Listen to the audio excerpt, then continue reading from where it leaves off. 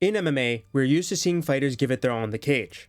But for every second a fighter spends in an actual fight, an hour is spent in the gym. So, what MMA gyms are out there? What do they teach their fighters? What are their histories? And what kind of style can we expect from fighters who train at a particular gym?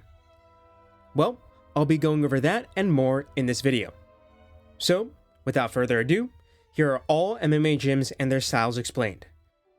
And yes, this video is a compilation of all 3 MMA gym videos I have released so far on my channel, so please go ahead and skip around to any gyms you want to learn about using the timestamps below.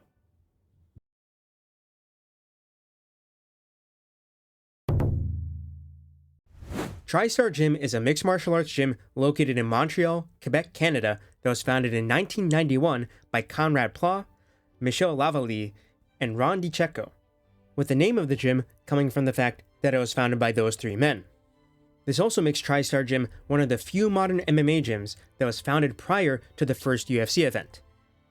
The idea for the gym came from Conrad Pla's experience of practicing traditional karate, kickboxing, and weight training at 3 separate gyms, which led to him having the idea of starting up a gym where an individual could pursue all martial arts in the same place.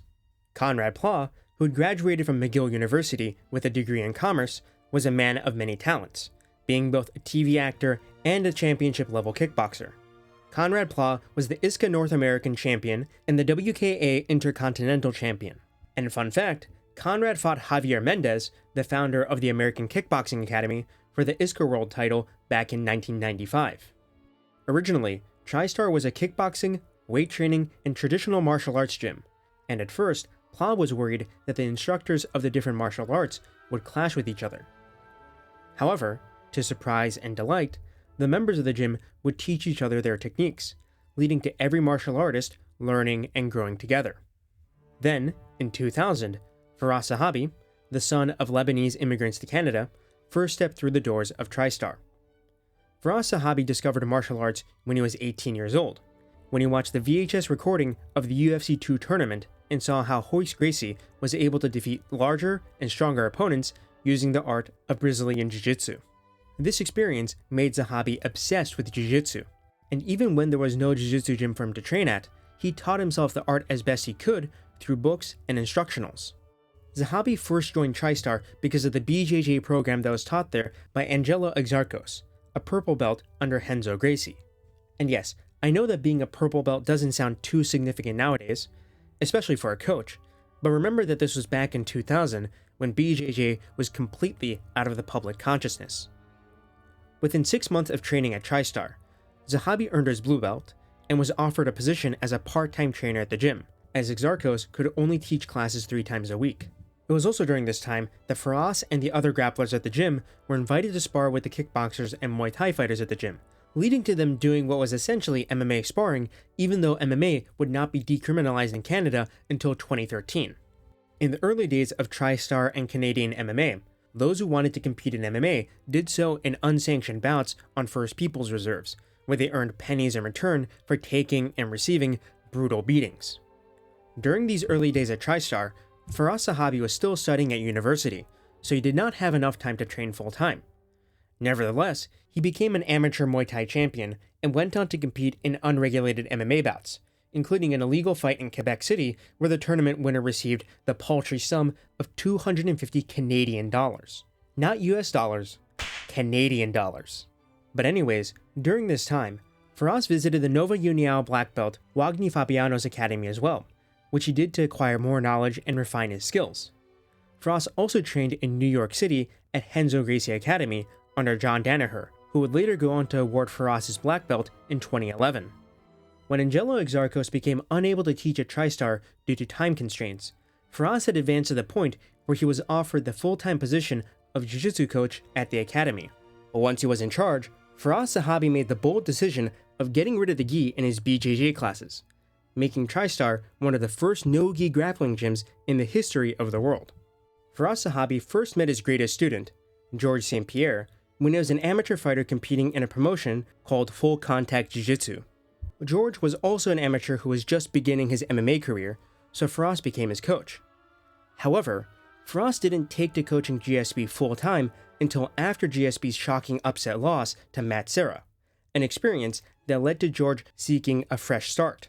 And a year after St. Pierre's loss to Serra, Conrad Pla, who was busy running other businesses, sold Tristar Gym to Firas Zahabi, who would then go on to turn the gym into one of the top MMA facilities in the history of the sport.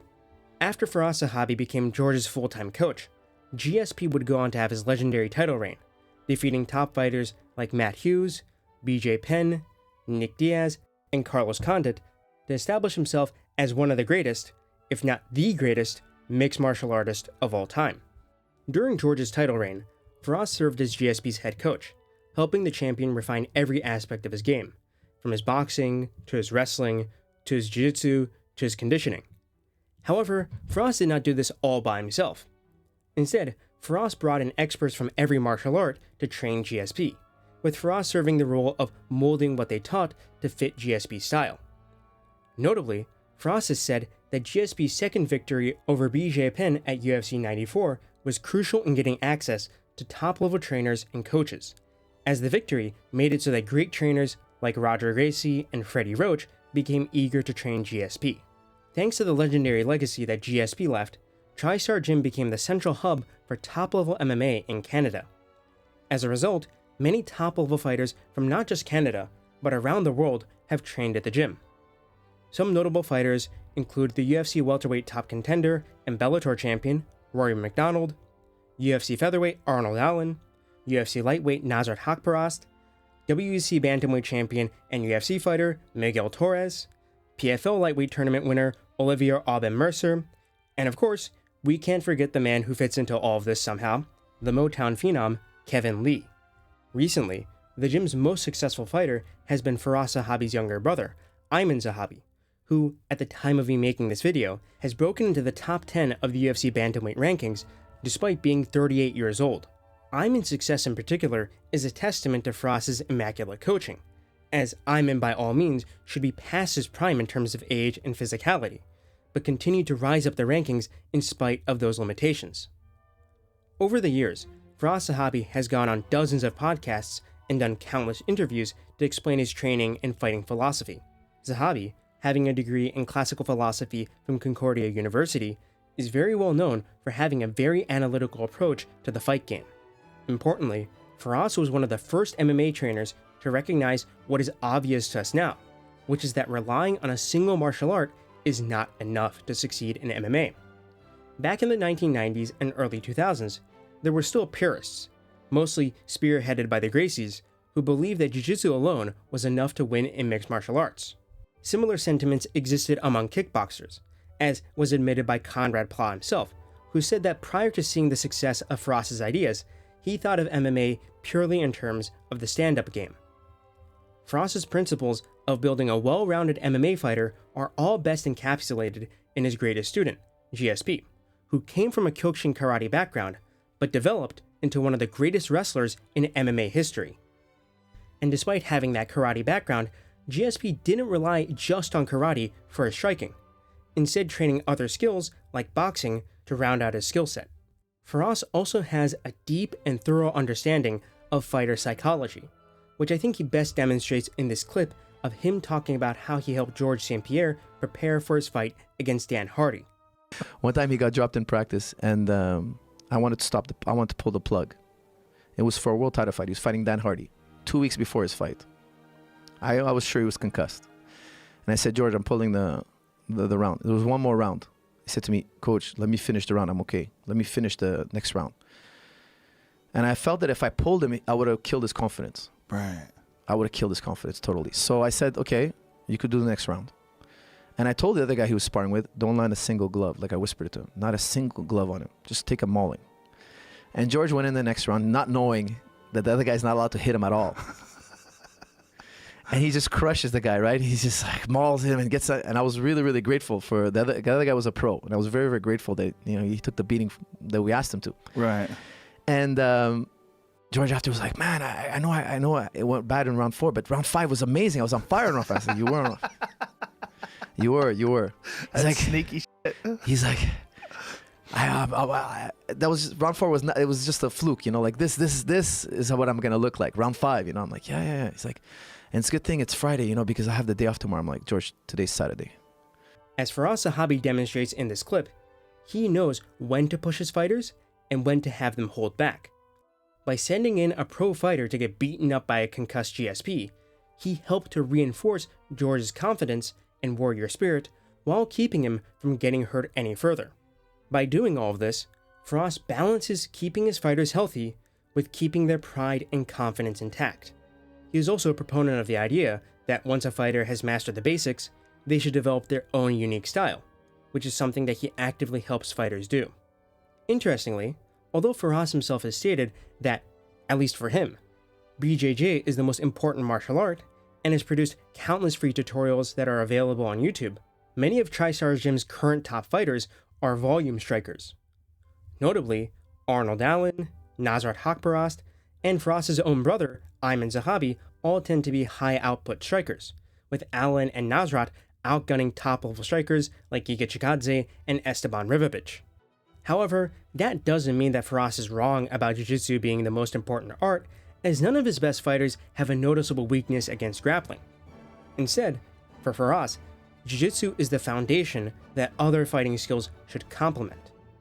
Another interesting fact about Zahabi is that he does not train Jiu-Jitsu with women, as he believes that it goes against his Islamic faith. I'll also add that he gives dating and relationship advice on his YouTube channel. Coach, how to deal with hoflation? What is hoflation? I need explanation. What do you mean by hoflation? Is that like inflation, but as in women? Personally, my favorite video that Firas has released about women was this one called, "This is the best way to lose your testosterone." Let's take a quick listen, shall we? Like the first thing men have to do in the West is stop following women online that are half naked. It shows incredible weakness. Like, oh, the girl's in a bikini, I'm going to follow her. Oh, this girl's showing her booty, I'm going to follow her. Oh, this girl, she's got really pretty eyes and she's really sexy and she's showing her body, I'm going to follow her. So what do you think? I guess that's why Ian Gary and Cody Goombrandt have never trained at Tristar Gym before. Stay based, Firas Zahabi. Stay based.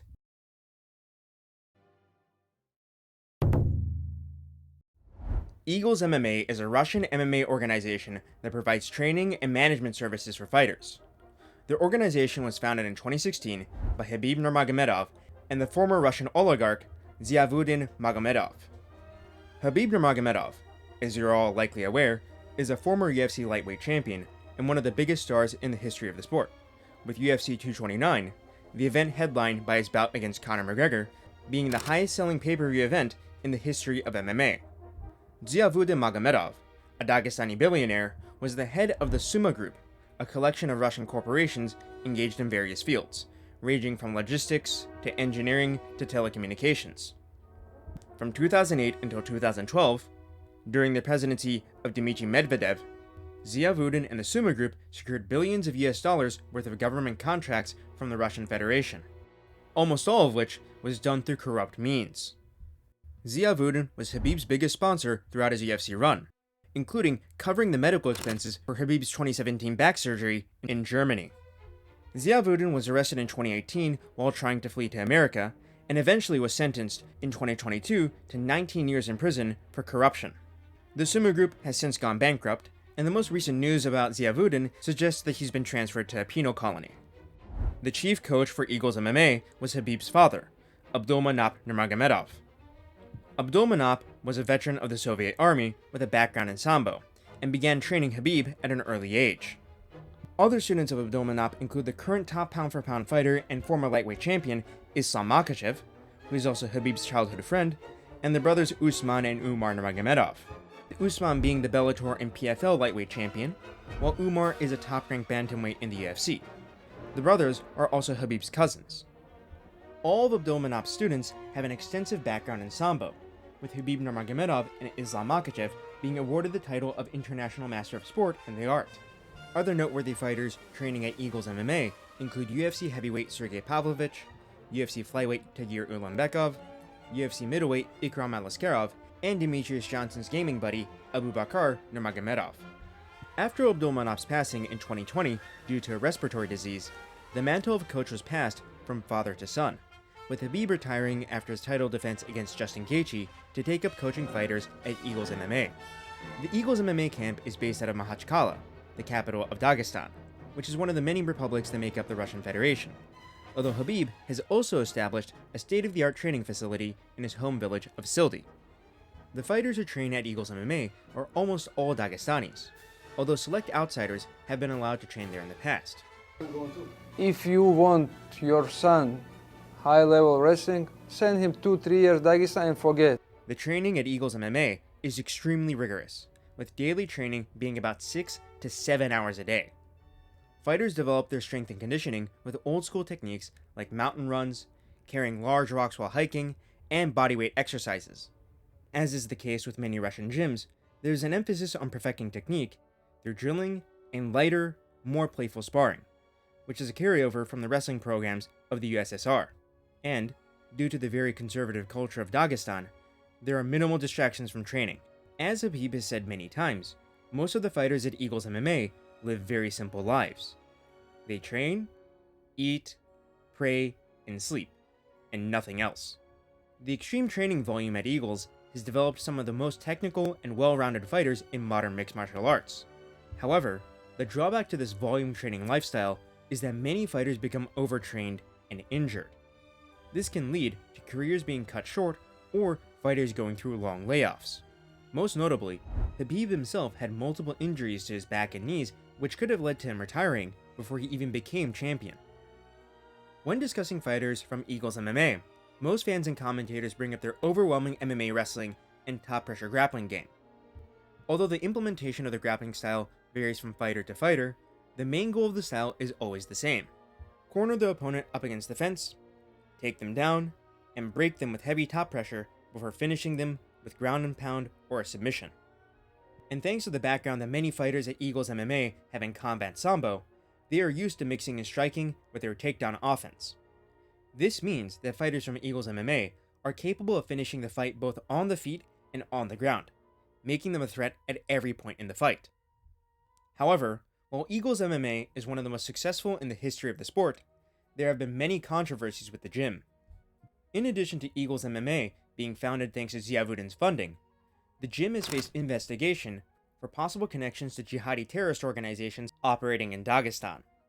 On Sunday, June 23, 2024, simultaneous attacks were launched against 2 Orthodox churches, 2 synagogues, and a police post in the cities of Derbent and Makhachkala. The attackers opened fire with automatic weapons and set fire to the religious buildings using Molotov cocktails. A total of 22 were killed, including an Orthodox priest who, instead of being shot, was dragged out of his parish and violently executed by having his throat slit. After clashing with law enforcement, the attackers either fled or were killed. And among the deceased terrorists was 28-year-old Gazimurad Kagirov, a fighter who had trained before at Eagles MMA and was reported by Russian media outlets to be a student of the late Abdul Manap. This led to Eagles MMA being investigated by the Russian government for jihadist ties, and Khabib releasing a statement that, while Kagirov had done a training camp at Eagles MMA, he was not an official member of the team.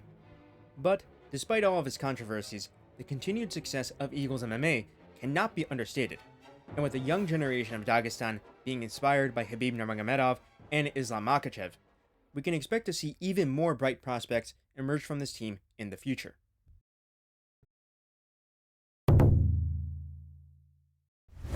Straight Blast Gym Ireland, often abbreviated as SBG Ireland, is the gym most known for, or should I say, most notorious for, being the home of the biggest superstar in MMA history, Conor McGregor. Based in Dublin, the gym was founded in 2001 by head coach John Kavanagh, where it used to briefly be called Full Circle Martial Arts Academy before the gym joined the SBG International Network, which is headed by Matt Thornton. John Kavanagh, who was a black belt in Kempo Karate, was inspired to pick up the sport of Brazilian Jiu-Jitsu after watching how Royce Gracie dominated with the martial art at UFC 1. Kavanagh went on to become Ireland's first European BJJ champion in 2005 and the country's first BJJ black belt in 2007. Kavanagh was also one of the very first competitors on Ireland's regional MMA scene, amassing a record of 3 wins and 3 losses. And in 2008, the man who would go on to become the biggest name in MMA history began training under Kavanagh. Conor McGregor's story and accolades need no introduction. After amassing a record of 8-2 in the Irish regional scene, Conor signed with Cage Warriors, where he went on to win both the featherweight and the lightweight title.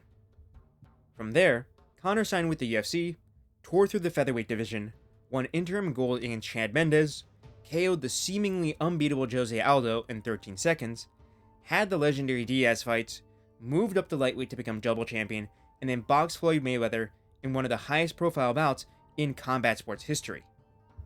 Now, Conor McGregor's run is, without a doubt, legendary. However, besides Conor McGregor, SBG Ireland doesn't have that many great fighters. As for notable names, there's Makwan Amirkhani, who went 7-7 in the UFC before getting cut, and Brad Katona, who has the distinction of winning the Ultimate Fighter twice, although he's also been cut from the UFC after both tough wins as well. And of course, we cannot forget the GOAT and the most loyal friend of all time, Artem Lobov. Johnny Walker, who was SBG Ireland's only ranked UFC fighter for quite a while, was getting brutally finished over and over again, and well, in his first fight after switching gyms to Xtreme Couture, he went on to produce a huge upset victory against Zhang Ming Yang. And on the same UFC Shanghai card where Walker beat Zhang, the SBG Ireland member Kiefer Crosby was brutally finished, bringing Kiefer Crosby's UFC record to 0-3, with all those losses coming by finish. The best fighter I can think of to come from SBG Ireland, besides Conor McGregor, who also happens to be the best currently active fighter with the gym, is Gunnar Nelson. And I'm putting active in quotation marks because Nelson fights once every 2 years nowadays. And if you look at what John Kavanagh is focused on today on Twitter, you'll see that he's far more occupied with stopping third world immigration to Ireland than he is with training the next generation of up-and-coming fighters. And when it comes to the style of SBG Ireland, well, I guess there was that whole thing where Conor talked about creative movements and being free-flowing and loose, but that's not really a style per se. Whereas other top gyms train their fighters in tactical approaches or systems they can see similarities in across fighters, there really isn't an SBG Ireland style. So yeah, in spite of the state-of-the-art facility that SBG Ireland has, it might not be the best environment to train in today.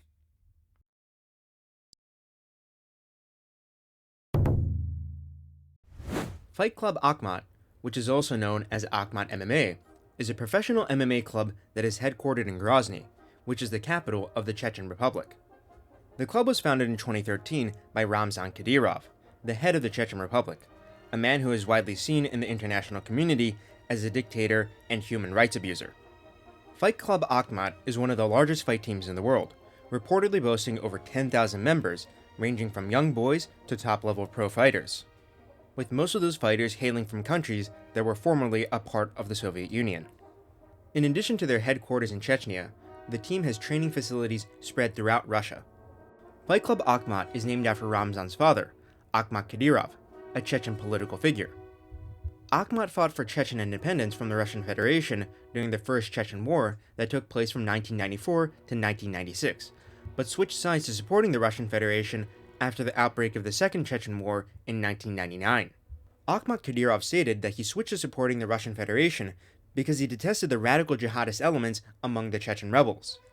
However, among many Chechens, Akhmat was seen as a traitor who sold out his people to the Russians, thereby betraying his Islamic faith by allying himself with the Orthodox Christians who controlled the Russian Federation. In 2000, Vladimir Putin appointed Akhmat as the first president of the Chechen Republic. But 4 years later, Akhmat was assassinated with a bomb, with Chechen Islamists claiming credit for the attack. After Akhmat's assassination, Vladimir Putin appointed Ramzan Kadyrov as his replacement. In return for his undying loyalty to Putin, Ramzan Kadyrov receives complete control over the Chechen Republic and its people. This means that Kadyrov can build palaces for himself, buy fleets of expensive cars, and host lavish parties for his family and close friends. To give you an example of his power and corruption, just recently, he appointed his teenage son to oversee local tax collection in Chechnya, despite his son having basically no credentials whatsoever. And of course, as a massive fan of mixed martial arts, Ramzan Kadyrov is free to invest as much as he wants into developing Fight Club Akhmat, and there is no denying that this has produced exceptional results. Notably, the current UFC middleweight champion, Khamzat Chimaev, has not only trained at Fight Club Akhmat, but is also a member of Ramzan's inner circle, with Kadyrov buying Khamzat gifts and attending Khamzat's wedding. Khamzat has also trained with Kadyrov and his sons in the past, and even cornered Kadyrov's sons in their MMA fights. In addition to Khamzat, the UFC light heavyweight champion Magomed Ankalaev is also a member of Akhmat Fight Club, and has expressed his thanks to the team and Ramzan Kadyrov in a statement posted to Instagram after winning his title at UFC 313. Other notable fighters who are training at Fight Club Akhmat or are associated with the team include UFC bantamweight Said Nurmagomedov and UFC middleweight Nursultan Ruziboyev. The gym also has hundreds of elite fighters competing outside of the UFC. Although, let's be honest, the reason why they compete outside of the UFC is probably because those organizations don't do drug testing. It is also worth noting that Henry Cejudo, Justin Gaethje, and Kamaru Usman traveled to Chechnya in the past for the birthday party of one of Kadyrov's sons, where they shot RPGs and trained at Fight Club Akhmat. And in the past, former UFC heavyweight champion Fabricio Verdum signed with Fight Club Akhmat as an ambassador for the team. Due to the sheer number of fighters who train at Fight Club Akhmat, it's sort of impossible to narrow down a concrete fight style for the team. However, due to most of its members coming from former Soviet countries, almost all of Fight Club Akhmat's talent have a background in wrestling, sambo, or judo. This means that those who train at a Fight Club Akhmat are guaranteed to be competent in both striking and grappling, albeit I personally do think that they tend to have more specialists than the Dagestanis who train with Khabib Nurmagomedov and Islam Makhachev. The existence of Fight Club Akhmat fulfills multiple crucial roles in Kadyrov's rule over Chechnya.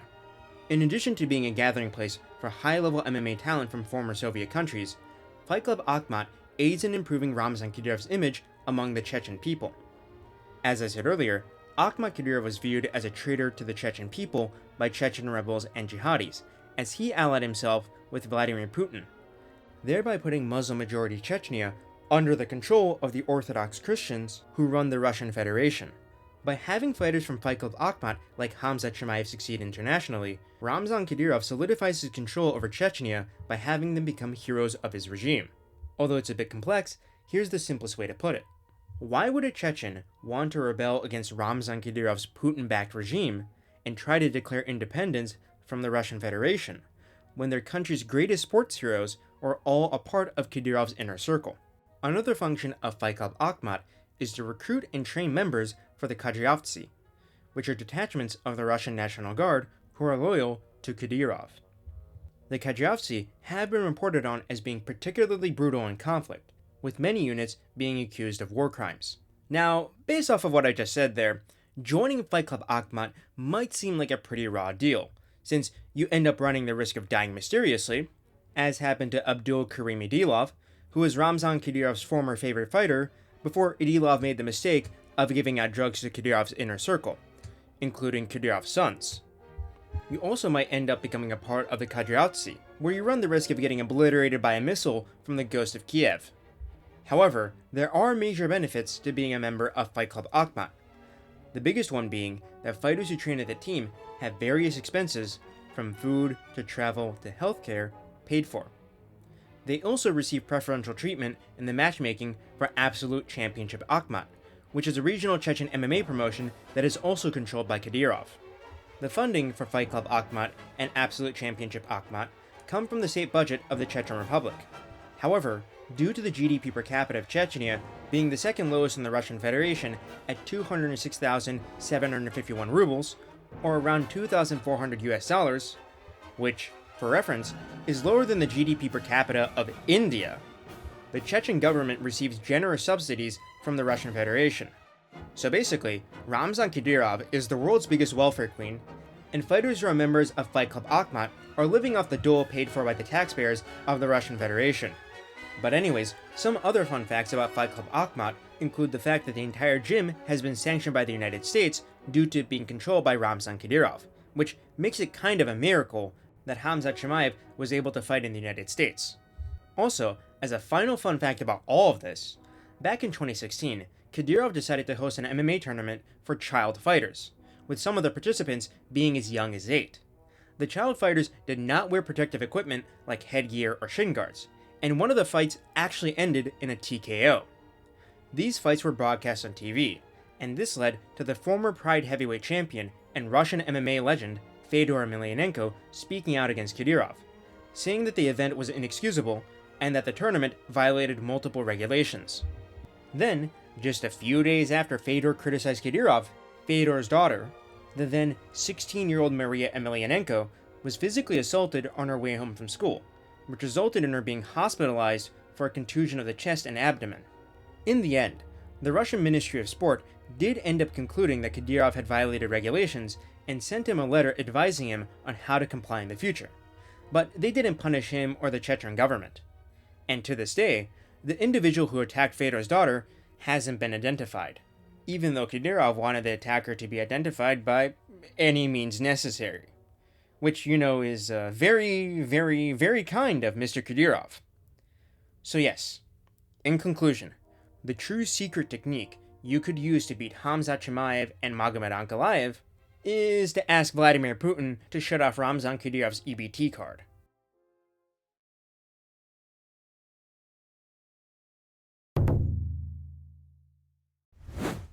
Jackson Wink MMA Academy, which is formerly known as Jackson Submission Fighting, is a mixed martial arts gym based in Albuquerque, New Mexico that was founded in 1995 by Greg Jackson. Greg Jackson came from a family of wrestlers, and having grown up as a white kid in a mostly Hispanic neighborhood, he learned martial arts from an early age to keep himself from getting bullied. Jackson picked up Aikido at age 7, but he quit after finding that it was ineffective, an experience that would make him lose his belief in traditional martial arts, making him pursue boxing and kickboxing instead. After graduating high school in 1992, Greg Jackson used his knowledge of wrestling and striking to develop his own martial art, a system he called Gaido Jutsu, that combined elements of catch wrestling, judo, and Muay Thai into what was essentially a rudimentary form of mixed martial arts. Having been suspended from school multiple times for getting into fights, Greg Jackson's philosophy prioritized self-defense for the street over fighting for sport, which made sense, of course, especially when considering he developed Gaido Jutsu prior to the existence of MMA as a formal sport. This is reflected in the name of his art, as Greg Jackson thought that Gaido Jutsu meant way of the street in Japanese. However, as a Japanese speaker myself, I can confirm that this is not true, as the characters for Gaido are supposed to be pronounced as Gedo or Gedo. But interestingly, what I can say is that Gedo is a term in Buddhism used to describe one who has fallen away from the righteous path, which is quite ironic when you consider the life path of one of the men who became a black belt in Jackson's martial art. But tangents aside, Greg Jackson continued to develop and teach Gaido Jutsu, offering his services to the military and police. And in 1995, Greg Jackson opened his gym, where he lived for a while due to how tight money was.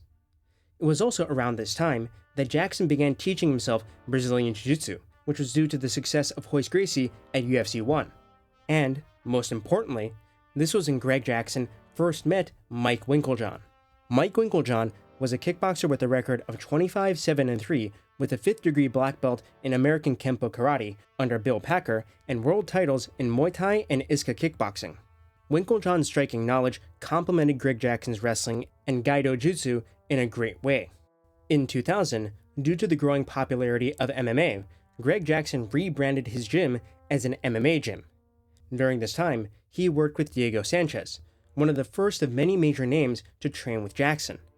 And when Sanchez won the middleweight tournament for the first season of The Ultimate Fighter in 2005, the notoriety of Jackson's MMA exploded. Along with this growing fame, in 2007, he partnered full-time with Mike Winkeljohn to create the Jackson Wink MMA Academy as it stands today. Throughout the history of the academy, many great fighters have trained at the gym. Notably, there has been WEC and UFC contender Donald Cowboy Cerrone, UFC interim welterweight champion Carlos Condit, UFC women's bantamweight champion Holly Holm, UFC light heavyweight champion Rashad Evans, UFC featherweight Diego Brandao, UFC and Rise flyweight John Dodson, UFC heavyweight Shane Carwin, UFC middleweight Nate Marquardt, Bellator fighters Aaron Pico and Patchy Mix, and, after Dricus du Plessis, the second greatest African fighter of all time, Mike Platinum Perry. Okay, I want to explain that I took a DNA test and the results came back French and German, British and Irish, and I was 2% African. So I am legally allowed to say the word nigga. The greatest mixed martial artist of all time also trained at Jackson Wink's. By which I mean George St. Pierre, of course, although GSP's main gym remained Tristar. However, even though most of the gym's fighters were nice people, Jackson Wink's was also the longtime home to the biggest disgrace in the history of MMA, John Bones Jones. And I'm using the past tense here, because after Jones was arrested on September 24th, 2021 for domestic violence charges against the mother of his children, Mike Winkeljohn banned John from Jackson Wink MMA Academy, which then led to Jones training at Jackson's MMA Acoma, a gym run by Greg Jackson's former student, Nick Urso. Now, this might be a little confusing, but even though it has the name Jackson in the title, Jackson's MMA Acoma isn't run by Greg Jackson or Mike Winkeljohn, and you can tell this is the case by just looking at how different the logos are. The MMA Acoma is also housed in the old building where the Jackson Wink MMA Academy used to be, which makes it even more confusing. But anyways, the point is that John Jones got kicked out by Greg Jackson and Mike Winkeljohn because, even though they supported him after all of the terrible things he did, the domestic violence arrest made them finally realize there was not going to be any change in his behavior. However, if you look past the failed PED tests and litany of crimes, John Jones is the best product of the Jackson Wink system. In addition to being a black belt in Gaido Jutsu under Greg Jackson, a fact that he demonstrated through his grappling prowess, John Jones's creativity in striking was due in part to Mike Winkeljohn's background in Kempo Karate. In a 2015 interview he did with the UFC, Mike stated that the techniques from traditional martial arts are the hardest for fighters to predict as they tend to be thrown the least. And no better was this demonstrated than by Jones and other Jackson Wink's fighters' use of the oblique kick. The kick, which is taken from traditional striking arts, is targeted at an opponent's knee, with the aim being to snap their joint back, causing serious ligament damage. Although the oblique kick is used by almost every MMA gym now, the attack was definitely popularized by the success that John Jones had with it. And speaking of kicks, another trait that was common among many Jackson Wink fighters was their ability to effectively set up head kick KOs. Notably, there's many of Cowboy Cerrone's performances, and there's Holly Holm's KO win over Ronda Rousey, and John Jones KOing Daniel Cormier in their rematch. Although that technically doesn't count since Jones tested positive for Turinabol, but still, the technique is there, right? However, even though the gym had quite a lot of success, there were still many issues. Notably, there were multiple instances where those who trained at Jackson Wink had to fight each other. Examples include George St. Pierre fighting Carlos Condit, Mike Perry fighting Donald Cerrone, and John Jones fighting Rashad Evans.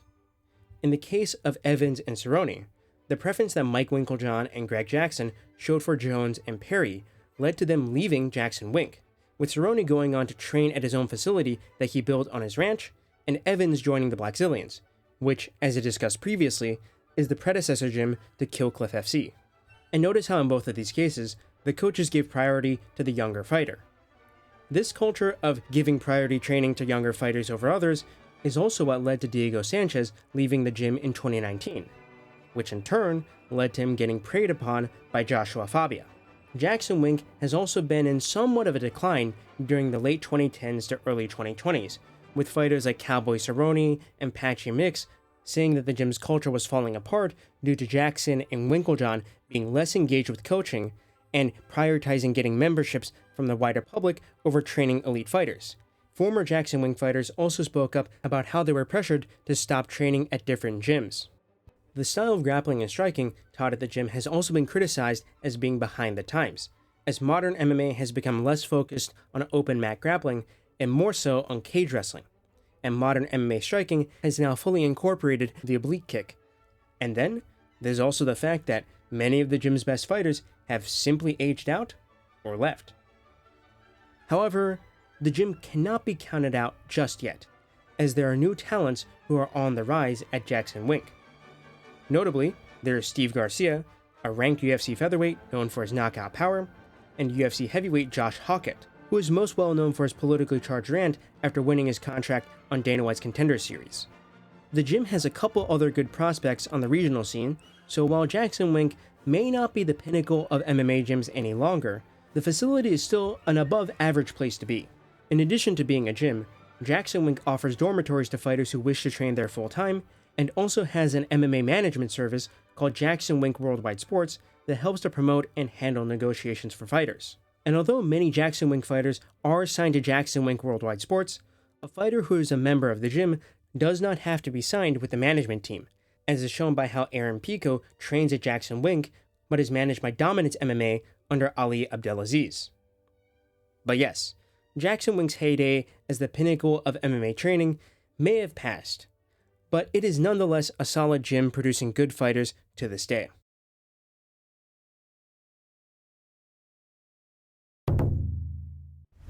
Climent Club is a gym in Alicante, Spain that was founded in 2008 by the brothers Jorge and Agustin Climent, and for over 12 years was the home gym for the 2-weight division UFC champion Ilia Topuria.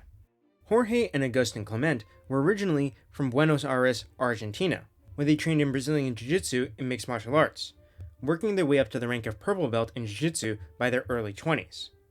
However, the brothers decided to emigrate from Argentina when, in 2001, the Argentinian government imposed severe economic restrictions on the population in an attempt to stop the Argentinian Great Depression that had started back in 1998.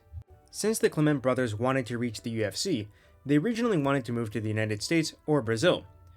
But because of visa requirements, they ended up moving to Spain, where they could speak the language and had their ethnic roots. However, after arriving in Spain in 2002, the brothers found that mixed martial arts didn't even exist in the country yet, as the sport was considered to be taboo. This then led the Climent brothers down a different path. Instead of aiming to become UFC fighters themselves, they decided to become pioneers for mixed martial arts in the country. Goings were tough for them at the start, with the two of them scraping together a living by giving private lessons to those who wanted them and doing security work at nightclubs. And during this time, Jorge was involved in a horrible motorcycle accident that led to him having to get 16 surgeries. But the accident turned out to be a bit of a blessing in disguise, as the damages allowed the brothers to open up the Climent Club in 2008. The gym was in an old carpentry shop that the brothers refurbished with their own hands, and even after opening the gym, the brothers continued to work other jobs.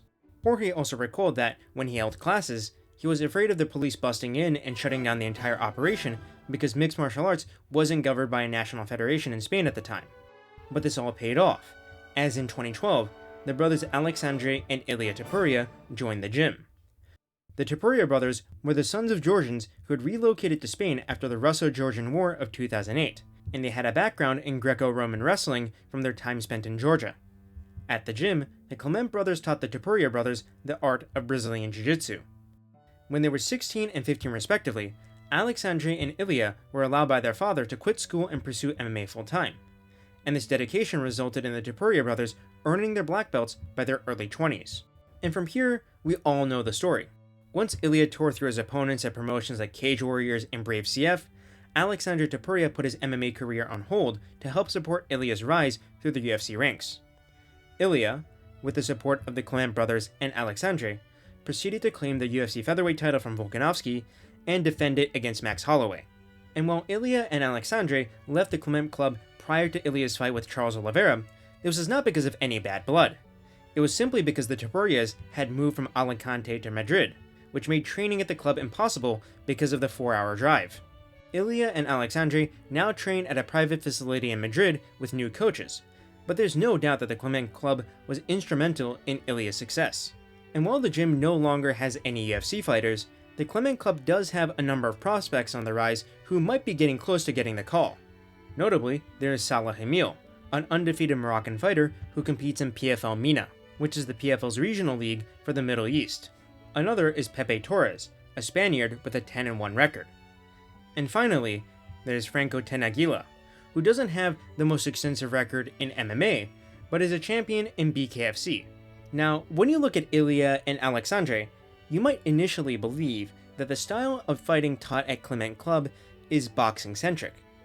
However, the Climent brothers are Brazilian Jiu-Jitsu practitioners beyond anything else, and this shows in the style of their fighters. If you look at Ilia's career prior to signing with the UFC, you would see that his first 7 wins were all by submission. And if you look at the wins of fighters like Salah and Pepe Torres, you'll see that most of them come from ground and pound or submission. The jiu-jitsu style of Climent Club fighters is all about securing an advantageous position like mount or back control before finishing the fight with a submission, with the fighters opting out of guard play and leg entanglements like someone like Charles Oliveira would. Another noteworthy point about specifically Ilia Topuria's training style is that he doesn't train MMA. Instead, he chooses to train boxing, wrestling, and grappling separately, and then bring them together once he is in camp. I don't know if this is Ilia's personal philosophy or something that was taught at Climent Club, but it is still something worth keeping note of.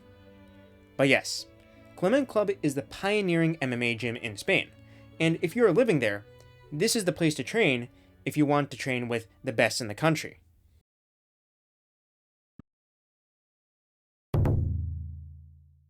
American Top Team, often abbreviated as ATT, is widely regarded as the gold standard for MMA gyms.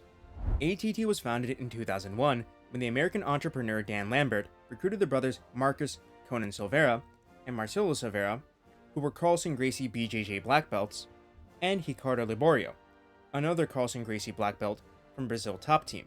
Together, this group founded the Silveira Brothers Fight Team, which would later go on to be rebranded as American Top Team.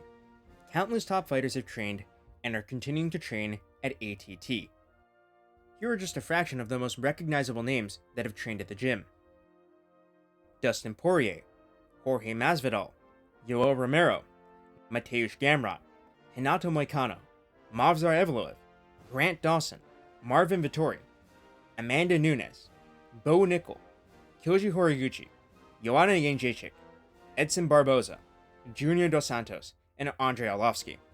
Currently, ATT is home to 2 UFC champions, flyweight champion Alexandre Pantoja and women's bantamweight champion Kayla Harrison. American Top Team has a history of being recognized as one of the best MMA gyms in the world, winning the award for Best MMA Gym in the World a total of 6 times at the World MMA Awards. The reputation American Top Team built for its top-notch coaching and facilities led to the gym expanding across the United States, and now ATT has over 30 facilities, including gyms in Canada and Croatia of all places. However, most of American Top Team's best fighters train at the ATT headquarters in Coconut Creek, Florida. To say that this facility is huge is an understatement.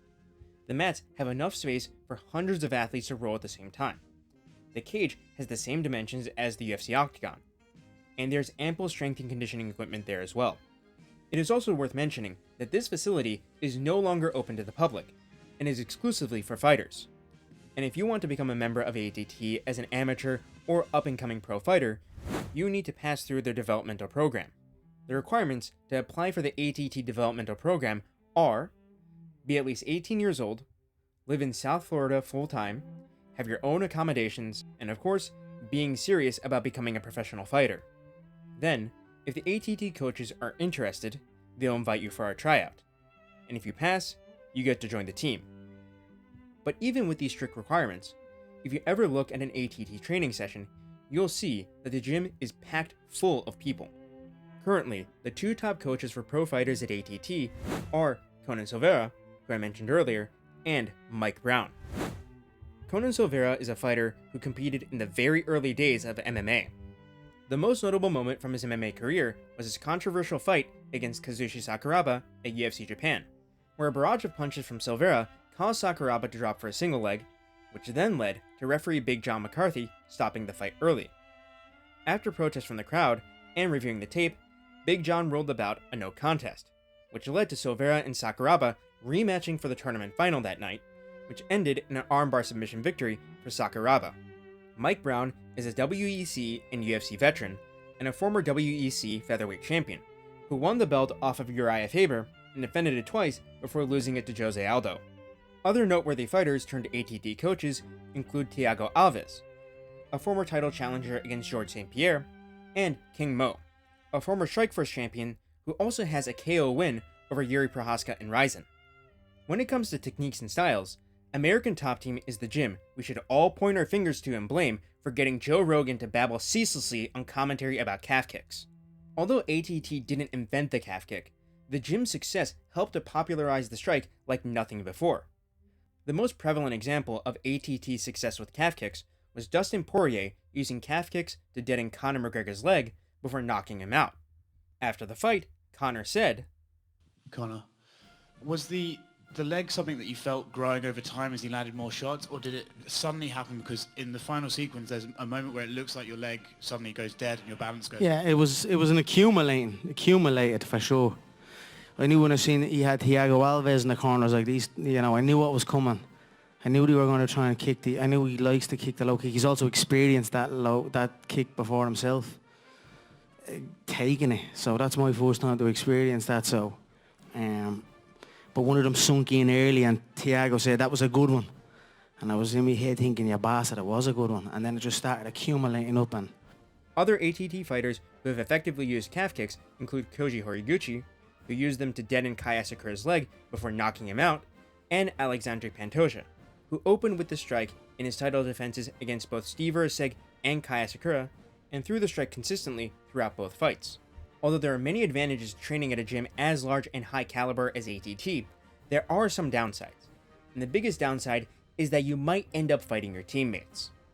Just to give you a quick example, if you have a look at the ATT website, you'll see under the lightweight division section of their fighters page that they have Chris Duncan and Mateusz Rebecki listed next to each other. And well, these two went to absolute war with each other in what would be a fight of the month. And even if teammates aren't fighting each other, being a part of the same gym while being in the same promotion can cause problems.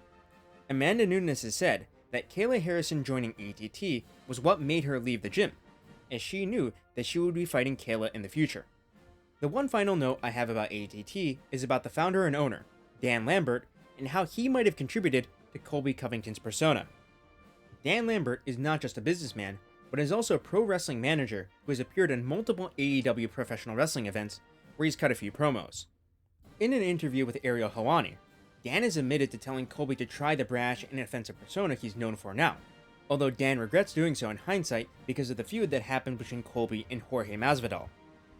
However, to this very day, Dan is continuing to get American wrestlers at ATT to cut brash promos, as you can see with how Danny Sabatello, a former Bellator fighter who now fights in Rizin, acts in his interviews. You know what, at the end of the day, what these guys don't realize is it's not one person in particular that I want to fight. It's all of them, and I will fight them all at the same time. It doesn't matter who the it is. I'm calling out all these guys, and I want them all.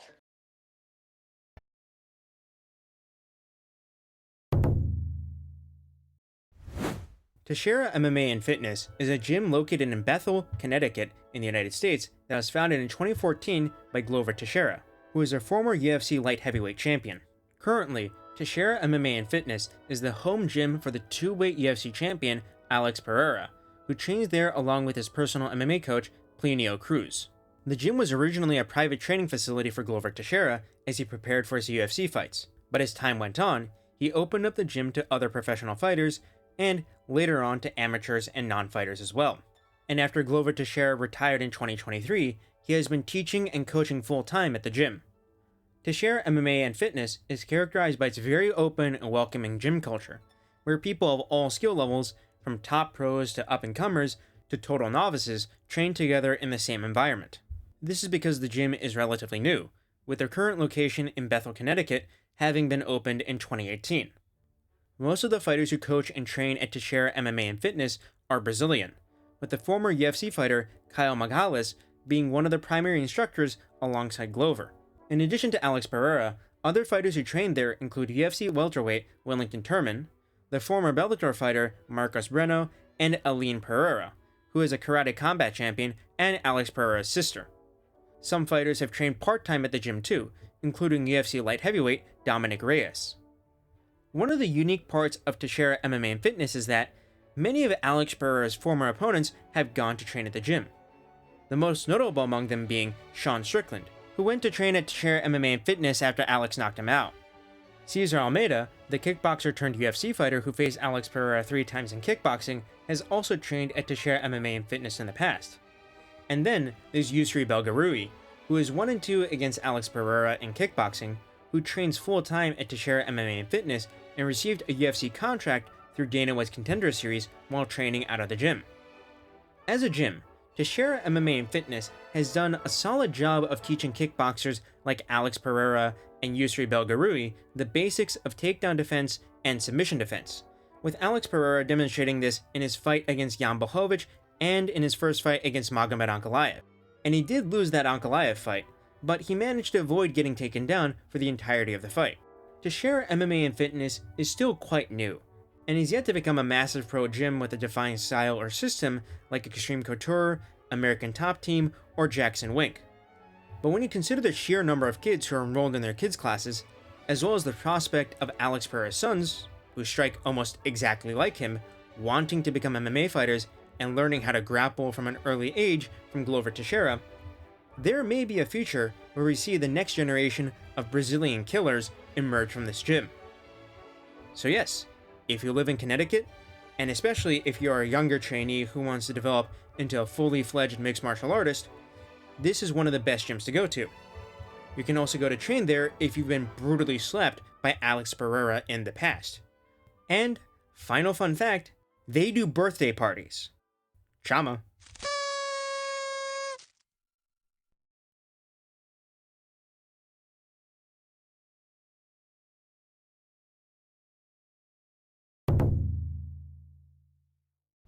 Nova Uniao is a Brazilian Jiu-Jitsu and MMA gym founded in 1995 by Wendell Alexander and Andre Dede Pederneiras that has its main location in Rio de Janeiro, Brazil. In the early 1990s, Brazilian Jiu-Jitsu competitions were beginning to become commonplace in Rio de Janeiro. Wendell and Dede competed frequently in these events, which led to them becoming friends. This led to them forming a team under Dede's banner, where they placed third overall at a tournament, and then under Wendell's banner, where they placed second. Their team was one that crossed multiple class and cultural boundaries in Brazil. Dede was a student of Carlson Gracie, who of course is a part of the famed Gracie clan that is deeply intertwined with the history of mixed martial arts. However, Wendell Alexander had learned his jiu-jitsu from Sebastião Ricardo, a student of Oswaldo Fada. Oswaldo Fada was a jiu-jitsu practitioner who was not associated with the Gracies. On the contrary, he challenged the Gracie clan on 2 separate occasions to determine whose grappling was superior. Fada was known for teaching grappling to students from poorer areas of Rio de Janeiro who couldn't afford the Gracies' costly classes, and also for teaching leg attacks, techniques that were ignored and often looked down upon by the Gracies. Wendell and Dede's partnership was a combination of the upper class and traditional Gracie Jiu-Jitsu with the lower class and unorthodox grappling that had come from Fada's school. And as a result, the name they came up with for their new team was Nova Uniao, which means New Union in Portuguese. Nova Uniao was one of the greatest innovators in the early days of Jiu-Jitsu and mixed martial arts, with one of the major contributions being how Dede was the first Brazilian Jiu-Jitsu coach in Brazil who opened up his gym to foreigners when he let the future UFC legend, the prodigy, BJ Penn, train at his gym. This led to BJ Penn achieving his black belt under Dede in a time span only surpassed by Derek Moneyberg. And then, Penn won the World Jiu-Jitsu Championship in 2000. While Wendell was never that interested in competition, Dede was a pioneer of early mixed martial arts.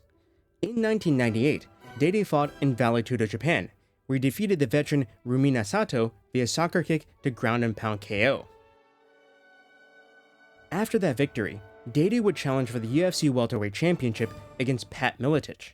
Dede would lose due to a cut in the second round, and then, after 2 more fights against Kao Uno and Genki Sudo in Japan, he would retire from MMA to focus on coaching, and down the line, running the MMA promotion Chute Brazil. Following the spirit of Oswaldo Fada, Dede placed a special emphasis on charitable work and training those coming from dire poverty, a choice that would lead to him building up one of his greatest students. At 17 years old, Jose Aldo would leave his home of Manaus to pursue martial arts in Rio de Janeiro, where he would begin to train under Dede and Nova Uniao. Upon learning that Aldo was penniless, Dede would allow Jose Aldo to sleep at the gym and stop charging him for tuition.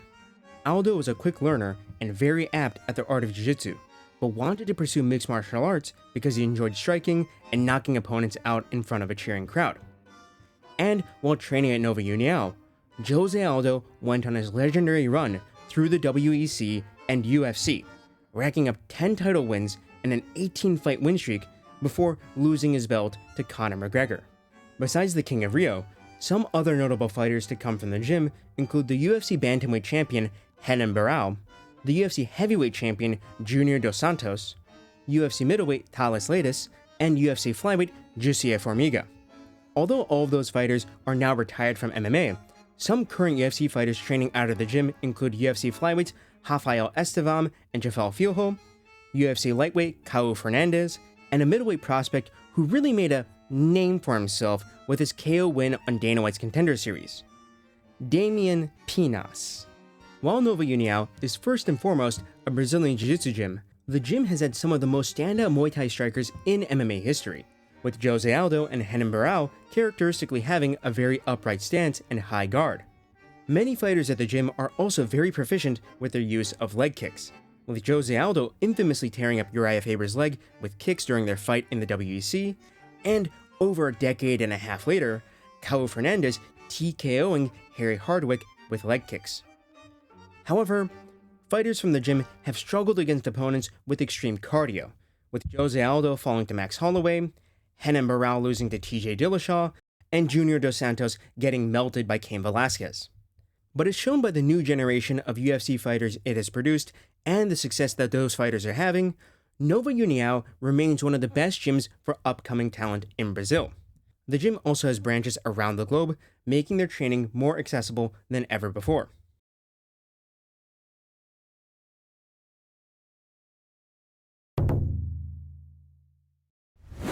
Located literally 5 minutes drive away from the UFC Apex and 7 minutes away from the UFC Performance Institute in Las Vegas, Xtreme Couture is one of the largest MMA gyms in the world.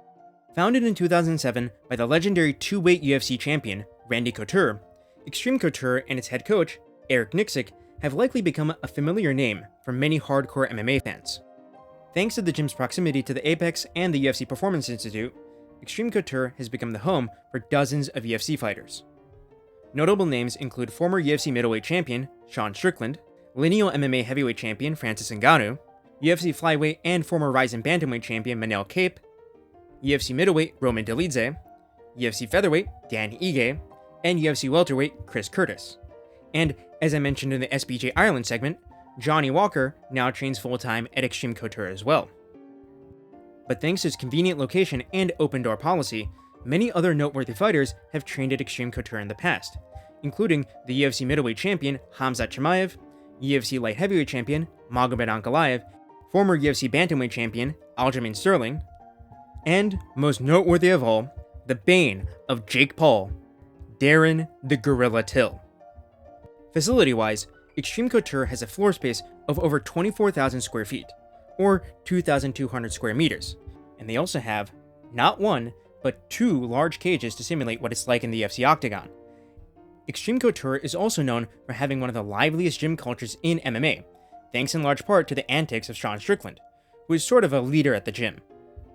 One of the most interesting facts about Xtreme Couture is that Eric Nicksick, the head coach, does not come from a background in martial arts. Eric Nicksick grew up in a family of sport coaches, with his father and 3 uncles all being basketball and football coaches, and one of his uncles, Mike Nixon, was an NFL coach. After graduating from university, where he played American football for a while before being made to quit due to a number of bad concussions, Nicksick joined Xtreme Couture before it was even made open to the public, training with Randy Couture and his team. And when the gym became open to the public, Nicksick was the first official member. From there, Nicksick worked his way up through both the BJJ belt system and the coaching staff at Xtreme Couture. And in 2017, when longtime head coach Robert Follis left the gym, and shortly after, passed away, Nicksick became the head coach of the gym. Besides Nicksick, one of the most prominent trainers at Xtreme Couture is Ray Sefo, a multiple-time K1 Kickboxing Grand Prix finalist and multiple-time Muay Thai world champion. Ray also served as the president of the World Series of Fighting in the past, which is the promotion that would later go on to become the PFL. The style of Xtreme Couture fighters is, for good reasons and bad reasons, very distinct. The fighters who have been at the gym the longest, like Sean Strickland, Chris Curtis, and Dan Ige, have all developed a boxing-centric style with a heavy emphasis on defense. And you can even say that Magomed Ankalaev fights in this sort of style as well. This style is a result of the majority of Xtreme Couture's training being sparring, which gets fighters very comfortable with being in combat, but gives them less time to focus on developing new techniques. The Xtreme Couture style has been criticized by fans in the past for being too one-dimensional, with fighters who train at the gym seemingly being unable to get out of first gear, adjust mid-fight, or show urgency in fights when they're behind on the scorecards. However, this style also makes fighters from Xtreme Couture very difficult to finish, and it also makes it so that Xtreme Couture fighters are less likely to give up an advantage when they do have one. So, if I were to characterize the Xtreme Couture style, I would say that it's consistent to a fault. And this is understandable since, due to Nicksik's lack of a background in martial arts, he's not really the man to teach professional fighters brand new techniques.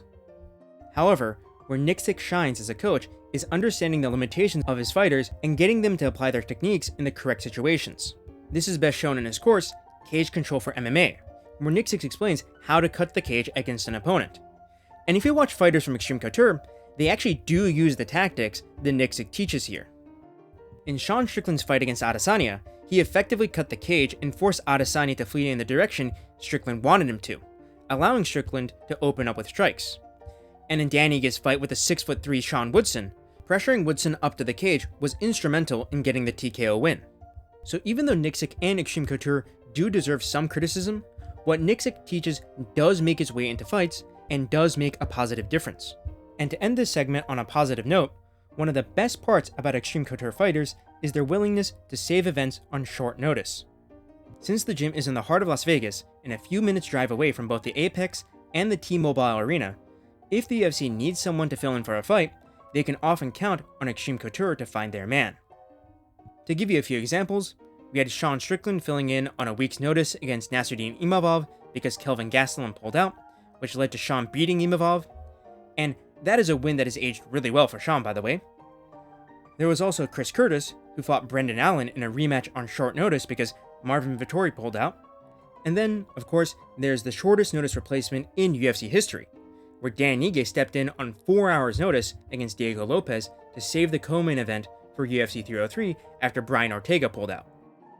So yeah, you can hate on Xtreme Couture all you want, but the UFC would genuinely be a much worse promotion if it weren't for the gym.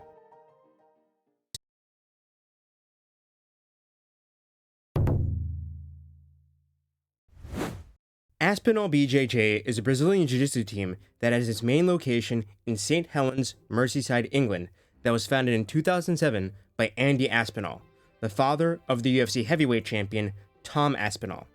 The gym is primarily focused on teaching gi jiu-jitsu, but MMA is also a part of the program.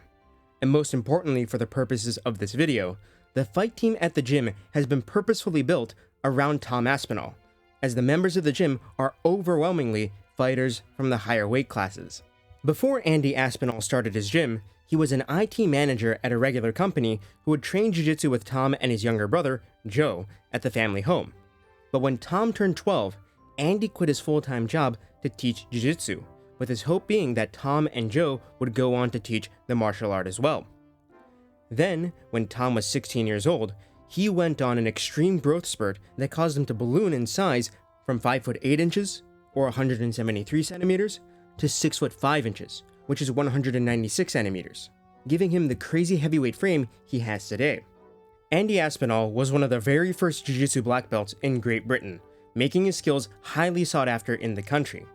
This led to him coaching jiu-jitsu at Team Kalban, the UK gym most known for producing the former UFC fighter and bane of Jake Paul, Darren Till. This led to Tom Aspinall and Darren Till frequently sparring together. However, even though the gorilla is a chunky guy, he's no heavyweight.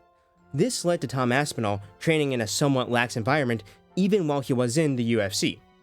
But this all changed after Tom's knee injury during his first fight with Curtis Blades, which made Tom and Andy reevaluate their approach to his training. That led to the formation of the now famous heavyweight fight team that trains with the Aspinalls in the United Kingdom. Notable fighters who train with Tom Aspinall include UFC heavyweight and former PFL heavyweight champion Ante Delija, KSW heavyweight champion Phil DeFries, UFC heavyweight Mick Parkin, the UFC light heavyweight Modestas Bukauskas, and former UFC heavyweight and Octagon title challenger Martin Buday. The former world's strongest man turned MMA fighter Eddie Hall, also trains at the gym. The UFC heavyweight prospect Mario Pinto has also trained in the past with Tom and his team. Although, funnily enough, Mario is coached by Stuart Austin, who is the man who submitted Tom Aspinall early on in his pro career. The gym also brings in high-quality specialists as training partners from time to time, including the former heavyweight lineal boxing champion Tyson Fury.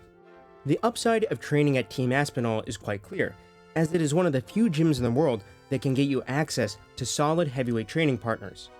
At most other gyms, it can be very difficult to find other heavyweights to train with, leading to a situation where a heavyweight fighter might just muscle their way through everything without developing their skill.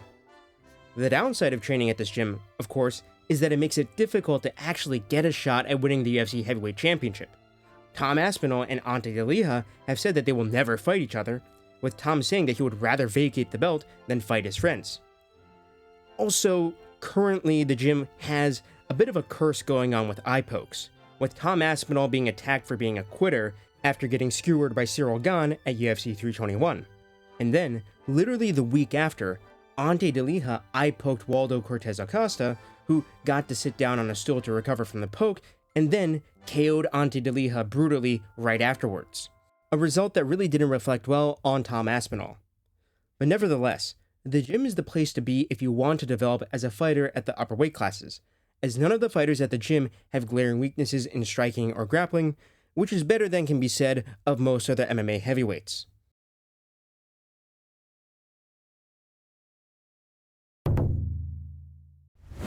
The CIT Performance Institute is an MMA gym in Pretoria, South Africa that was founded in 2018 by Morne Visser when members from Team CIT MMA and the Yard Athletic, which is a gym in Cape Town, came together to form a larger team.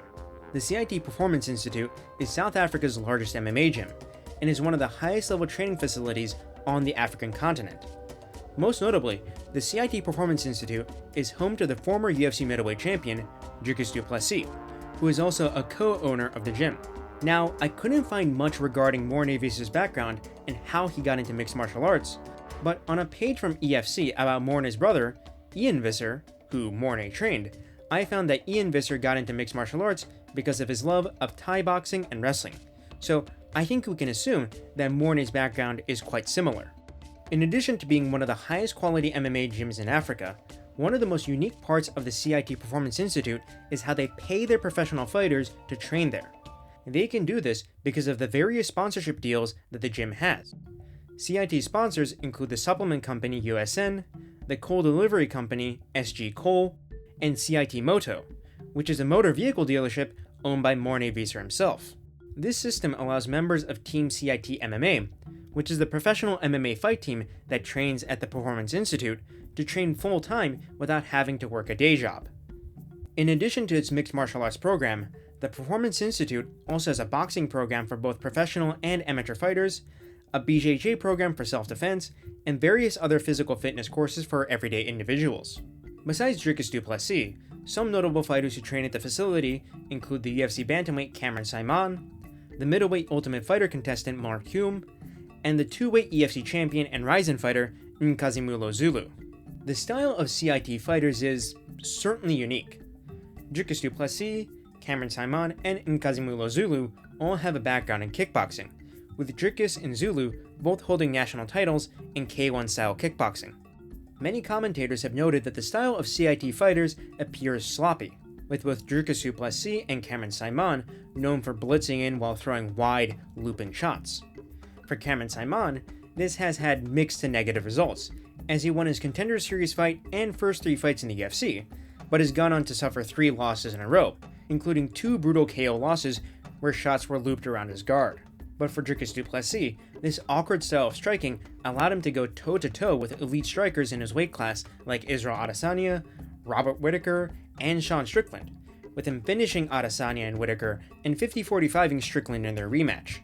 However, the visuals of their striking aside, the key common trait between all of CIT MMA's best fighters is their ability to fight out of both stances, with Dricus du Plessis finishing Robert Whittaker with a southpaw jab, Cameron Saaiman using stance switches to get a KO win on Dana White's Contender Series, and Nkazimulo Zulu KOing Joe Arai in his fight in Ryzen. A common weakness among fighters who train at Team CIT, however, is their lack of wrestling defense. While Dricus du Plessis is a solid offensive grappler, he showed in the Khamzat Chimaev fight that, while he's great at being the hammer, he kinda sucks at being the nail. In the first pro loss of his career, Cameron Saaiman was conclusively outgrappled by Christian Rodriguez, albeit Rodriguez was massively overweight for that fight. And in his challenge against Koji Horiguchi for the Rizin Flyweight Championship, Nkazimula Zulu was taken down and controlled multiple times, despite Horiguchi having a considerable size disadvantage. In addition to its awkward style, the CIT Performance Institute is known for a few other unique practices. One of those being fighters and coaches kissing each other as a greeting or as a way to celebrate, which is something that went quite viral after Dricus du Plessis kissed Morne Visser on the lips after TKOing Robert Whittaker. Another strange thing that Morne Visser does at Team CIT is how he uses a cattle prod to shock his fighters when they are not training hard enough or when they make a mistake. And although this is pretty strange and perhaps inhumane, Dricus believes it's quite effective. And well, as of me making this video, the whole of Team CIT is on a bit of a losing streak, with Dricus losing his belt, Cameron Saaiman being on a 3-fight loss streak, and Nkazimula Zulu being beaten to pulp by Yuki Ito in the first round of the Rizin Flyweight Grand Prix. So hopefully they can make some adjustments and come back stronger than before.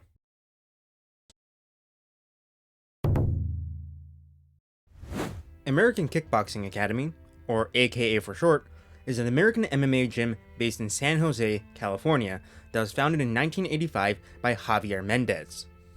AKA is one of the most famous gyms in the history of MMA, being the home to legends like the MMA pioneer Frank Shamrock, two-weight UFC champion Daniel Cormier, former UFC heavyweight champion Cain Velasquez, and former UFC middleweight champion Luke Rockhold. The gym is also the place where members of Team Eagle like Khabib Nurmagomedov and Islam Makhachev train when they are in the United States. Javier Mendez was born in Mexico to a poor family where his father was an abusive alcoholic. Javier began training in the art of Tang Soo Do, which is basically a Korean version of karate, at age 8. And after that, Javier moved to West Coast Taekwondo, where he trained under Scott Coker. Yes, that's Scott Coker, the former CEO of Strikeforce and Bellator. Javier Mendez began his professional kickboxing career in 1985 at the age of 15, and started training a small group of students at that time as well. During his kickboxing career, Javier became a 2-time ISCA full-contact light cruiserweight kickboxing champion, and in 1995 won the ISCA light heavyweight championship. In the same year that he won his final title, Javier officially opened the American Kickboxing Academy, where he began training more and more students. In 1996, the UFC fighter Brian Johnson got in contact with Javier Mendez to try and improve his kickboxing ability, which led to Brian becoming the first MMA fighter under Javier's tutelage. From there, Frank Shamrock, the MMA pioneer, would also join AKA to improve his striking skills, and would claim multiple championships in the UFC, Strikeforce, WEC, and Pancrase. Now, as opposed to city kickboxing, most of the fighters at AKA aren't kickboxers. The name of the gym is quite deceptive, because all of Javier Mendez's best fighters are incredible grapplers. However, what AKA as a gym specializes in is rounding out the skill sets of talented grapplers by giving them all the kickboxing skills necessary to compete at the top level in MMA. The AKA style is all about mixing striking with grappling and giving grapplers a way to strike while leaning on their grappling. And we can see this from the results that the gym has produced. Daniel Cormier was one of the best dirty boxers at the heavier weight classes, using hand fighting and collar ties to disrupt the striking rhythm of more traditionally trained strikers, with the best display of this being his KO win over Stipe Miocic in their first fight. Luke Rockhold, whose background was in grappling, developed one of the most advanced kicking games in the UFC while he trained at AKA. Although his boxing defense always left a lot to be desired throughout the entirety of his combat sports career. And Cain Velasquez and Khabib, neither of whom were ever technical strikers, both set up and landed incredibly clean right overhands against Junior Dos Santos and Conor McGregor in their fights. The greatest product of the gym, though, has to be Islam Makhachev, who was able to outstrike Charles Oliveira and go toe-to-toe with Dustin Poirier and Alexander Volkanovski on the feet, and is one of the most defensively responsible strikers in MMA history. However, one problem with AKA is that they do seem to be an injury-prone gym. a fact that Dana White himself pointed out all the way back in 2016. Khabib and Cain Velasquez both had career-threatening injuries, with Cain's actually contributing to the downfall of his career. But still, there is no denying that if you're a grappler looking to improve your striking, AKA is the gym for you.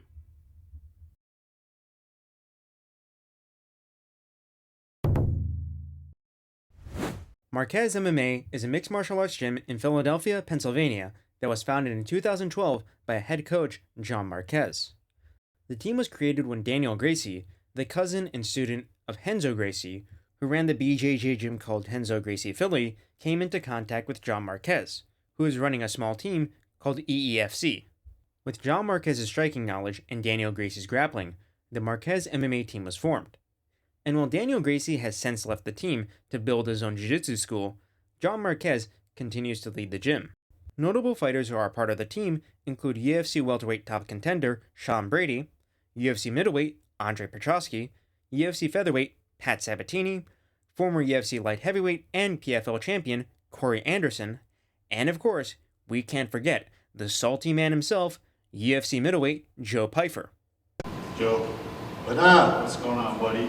Speaking of embracing the memes, when is the nickname going to be officially changed from body bags to body cam off, Python? Bro, I love that. See, that's the one part that started out as like a negative thing, like people saying I was like racist and all this shit, and now I think it's hilarious. So yeah, it's possible in the future. I love that. You know, body cam off. I'm here to kill a motherfucker. The retired UFC lightweight turned only good UFC broadcast commentator Paul Felder also trains at this gym. The gym is also one of the main training grounds in the US for fighters from Uzbekistan, with the most notable guy there being the UFC middleweight Nursultan Ruzaboyev. And when the entire Marquez MMA team goes out to eat together, they frequent a local Uzbek restaurant. John Marquez's philosophy is to make the training at the gym as close to the fight as possible. This is why Marquez keeps the clock out of sight during rounds and encourages his fighters to coach each other during sparring. John Marquez also does extensive tape study when he is not at the gym, and for his top students like Sean Brady, he keeps track of everything they work on in camp to ensure optimal preparation.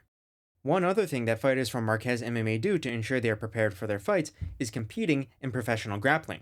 Sean Brady, Joe Pyfer, and Andre Petroski all compete very frequently in the Fury Pro Grappling League, and Pat Sabatini is a reigning and defending Fury Pro Grappling champion. And the opponents these guys are facing aren't pushovers either. Andre Petroski beat Oven St. Preux, Joe Pyfer beat Gerald Mearshart, and Sean Brady even beat Craig Jones, albeit that was in a modified rules bout where leg locks were banned. The style of Marquez MMA is all about top pressure, with their most successful fighters all having a strong wrestling and top game that allows them to enforce their will onto their opponents. The best way to describe their style would be smothering, where the opponent is drowned until they are forced to tap or get outpointed. The best examples of this include Sean Brady mauling Leon Edwards and Gilbert Burns, and almost all of Pat Sabatini's wins in the UFC. Joe Pyfer and Andre Petroski as well have a couple wins by submission and decision that they got by setting up takedowns. The limitation of the gym tends to be in the fighter's striking, as while their boxing is sound, the techniques that Marquez MMA fighters tend to throw are very basic. This was most evident in Joe Pyfer's performance against Kelvin Gastelum, where he was able to knock down Kelvin multiple times, but was unable to finish him due to an over-reliance on the big right hand. Sean Brady also used to have issues with letting his hands go, which was exposed in his fight against the GOAT, Bilal Muhammad, but has since improved significantly. And if you want to learn more about this gym, I would highly recommend this documentary that John Gooden filmed with Marquez MMA on the UFC Fight Pass YouTube channel. It has some pretty funny moments, including Sean Brady telling Joe Pyfer to be less salty.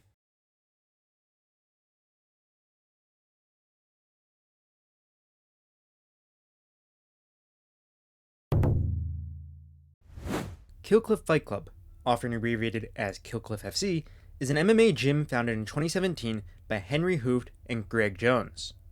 However, the true origins of the gym go back to 2011, when MMA fighters Jorge Santiago, Danielo Vielfort, Yuri Vielfort, and Gessius Cavalcanti left American Top Team and started the Black Zillions, an MMA team named that way because Danielo noticed that Almost everybody who trained at the gym was either black or Brazilian. The Blackzilians basically shut down in 2017, and their top trainers, Henry Hooft and Greg Jones, started up a gym called Combat Club in Boynton Beach, Florida. The gym would be rebranded to Hard Knocks 365 for a while after moving to Fort Lauderdale, Florida for a bigger facility. But then, in 2019, the gym rebranded again to Sanford MMA, after obtaining a sponsorship with Sanford Health, a healthcare provider. This sponsorship also allowed the gym to move to Deerfield Beach and open another new facility. And then, in 2022, the gym changed its name again because Killcliff, an energy drink company, got the naming rights to the gym. I would not be surprised if this gym changes its name again in the next few years. But still, a gym is not a name, but rather the people who train there. And throughout this gym's existence, from its roots in the Blackzilians up until its most modern iterations, the gym has been defined by its two top trainers, Greg Jones and Henry Hooft. Greg Jones is the chief wrestling coach at Killcliff FC, and has the background of being a 3-time NCAA Division I championship winner. He began coaching the Blackzilians in 2014 and has stayed with the team ever since. Henry Hooft is a former Dutch K1 kickboxer who developed his own system of kickboxing by combining what he thought were the best aspects of Dutch kickboxing with Muay Thai. The gym is home to notable names like Robbie Lawler, Gilbert Burns, Michael Chandler, Vicente Luque, Brandon Allen, and, formerly, Kamaru Usman. Many international fighters also train for long stretches at a time at Killcliff, with notable names including Shavkat Rakhmonov, Rainier de Ridder, and Ian Gary. And when it comes to the Killcliff FC style, well, after just looking at the fighters who come from this gym, I have to conclude that it's all about swanging and banging. Gilbert Burns had that war with Hamzat Chimaev, Michael Chandler is Michael Chandler, Robbie Lawler is Robbie Lawler, and Vicente Luque is one of the most underrated fighters in UFC history when it comes to the entertainment factor. So yeah, that's Killcliff FC for you, which used to be known as Sanford MMA, which used to be known as Hard Knocks 365, which used to be known as Combat Club, which used to be called the Blackzilians. This makes me wonder though, how much money would Henry Hooft and Greg Jones need to rebrand the gym as, let's say, Trojan MMA, if you catch my drift?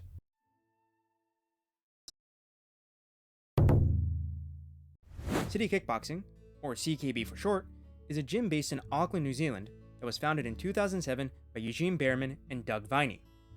The gym is one of the largest in Oceania and is the home to many top-level fighters like former middleweight champion Israel Adesanya, UFC lightweight Dan Hooker, UFC flyweight Kai Kara-France, and UFC light heavyweight Carlos Ulberg.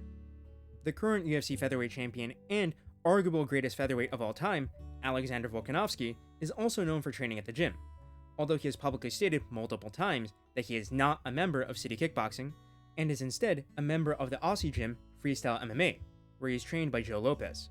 Eugene Behrman, the head coach of CKB, had a pretty standard career as an amateur kickboxer and MMA fighter, amassing a record of 4-3 in MMA before deciding to become a full-time coach. On the other hand, Doug Viney was a prolific super heavyweight K1 kickboxer, who is best known for winning the 2007 K1 Grand Prix in Las Vegas. As you would guess based off the name of the gym, City Kickboxing is a gym focused on striking, and is well known for improving the takedown defense of kickboxers who are looking to transition to MMA. This takedown defense was demonstrated throughout Israel Adesanya's title run and in Dan Hooker's win over Mateusz Gamrot, although the gym has recently been on a bit of a losing streak due to Adesanya's downfall and Kai Kara-France's loss to Pantoja during their flyweight title bout. The City Kickboxing style is often characterized as a jab and low kick heavy outfighting style, which is a result of the title reign of Israel Adesanya. We are also seeing this style in Carlos Ulberg's fights as he moves up the rankings. However, not all CKB fighters fight this way, as Dan Hooker and Kai Kara-France are often known for pressuring forward while throwing boxing combinations. Another common trait among those who have trained at CKB is their ability to fluidly switch between stances. Notably, Israel Adesanya and Alexander Volkanovski are well-known switch hitters, and Kai Kara-France used a step-through hook while switching stances to knock out Steve Erceg at UFC 305. One of the most interesting parts about CKB is their ALTA program, a rigorous 20-week training regimen that can take a previously untrained individual and have them ready to compete in their first amateur MMA fight by the end of the program. The Alta program helps to develop up-and-coming talent in a structured and comprehensive way, culminating in a fight night where friends and family can gather to watch the competition. Facilities-wise, the gym is set with a ring and cage and has plenty of open mat space to roll on. All in all, CKB is a top-level gym and is one of the best places in Oceania to train.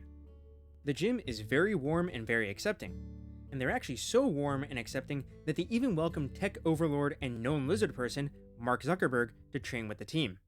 All your teammates is a bunch of fat.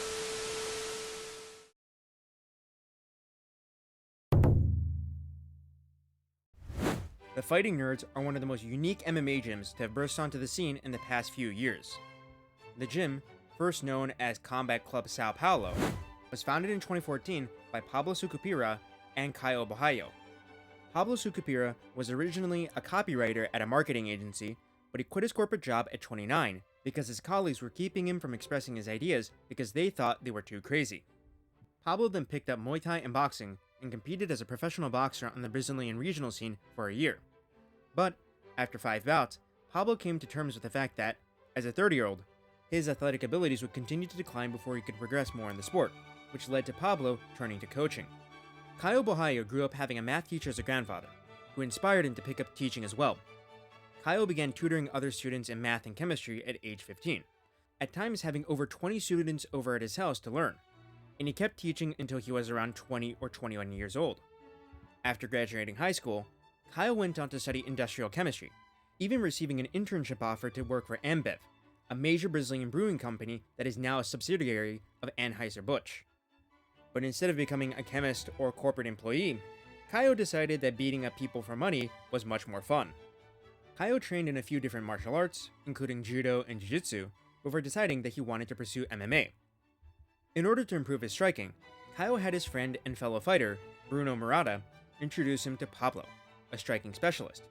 When Caio met Pablo, he wasn't impressed by Pablo's appearance.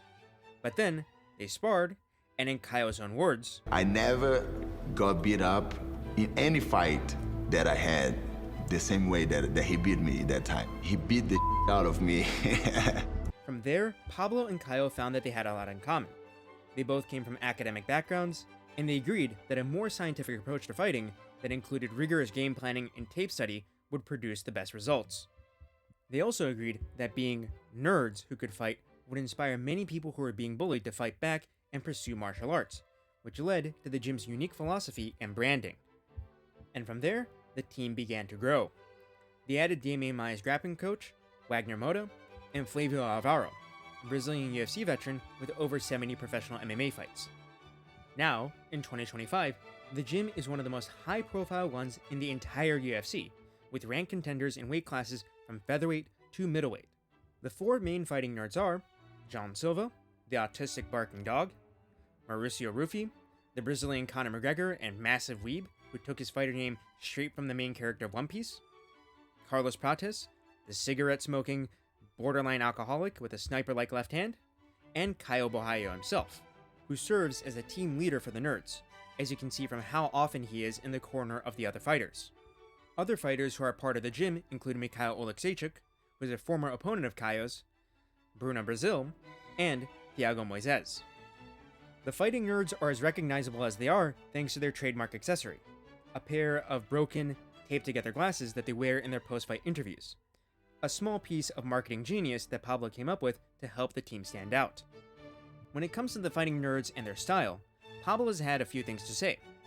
In an interview he did with Yahoo Sports, he said, quote, "People talk about the high finish rate of the nerds, and there are 2 reasons for that. We understand it's not just that finish rate, but how we're going to do media day, how we handle ourselves, all of it. It's all part of entertainment. We understand that the UFC needs that and wants that. That's one point. The other point is that the fighting style I developed is not from other fighters. It's from animals. I like to watch an animal hunt another animal. When an animal hunts another animal, he cannot win by decision. He needs to kill the other animal. Animals hunting other animals is what inspired me. So that is the mindset we have at the Fighting Nerds." And well, if you look at the Fighting Nerds, they are all known for incredibly exciting fights and devastating finishes. And if I were to point out one particular technique, or set of techniques that the nerds excel at as a team, I would have to say it is spinning attacks. Carlos Prates KO'd Jeff Neal with a devastating spinning elbow at UFC 319. And when John Silva broke his hands in the first round during his fight with Drew Dober, he used spinning elbows to tear apart Dober throughout the rest of the fight, eventually getting a TKO win due to a doctor stoppage. However, Mauricio Ruffi might be the best example of the nerd's proficiency with spinning attacks.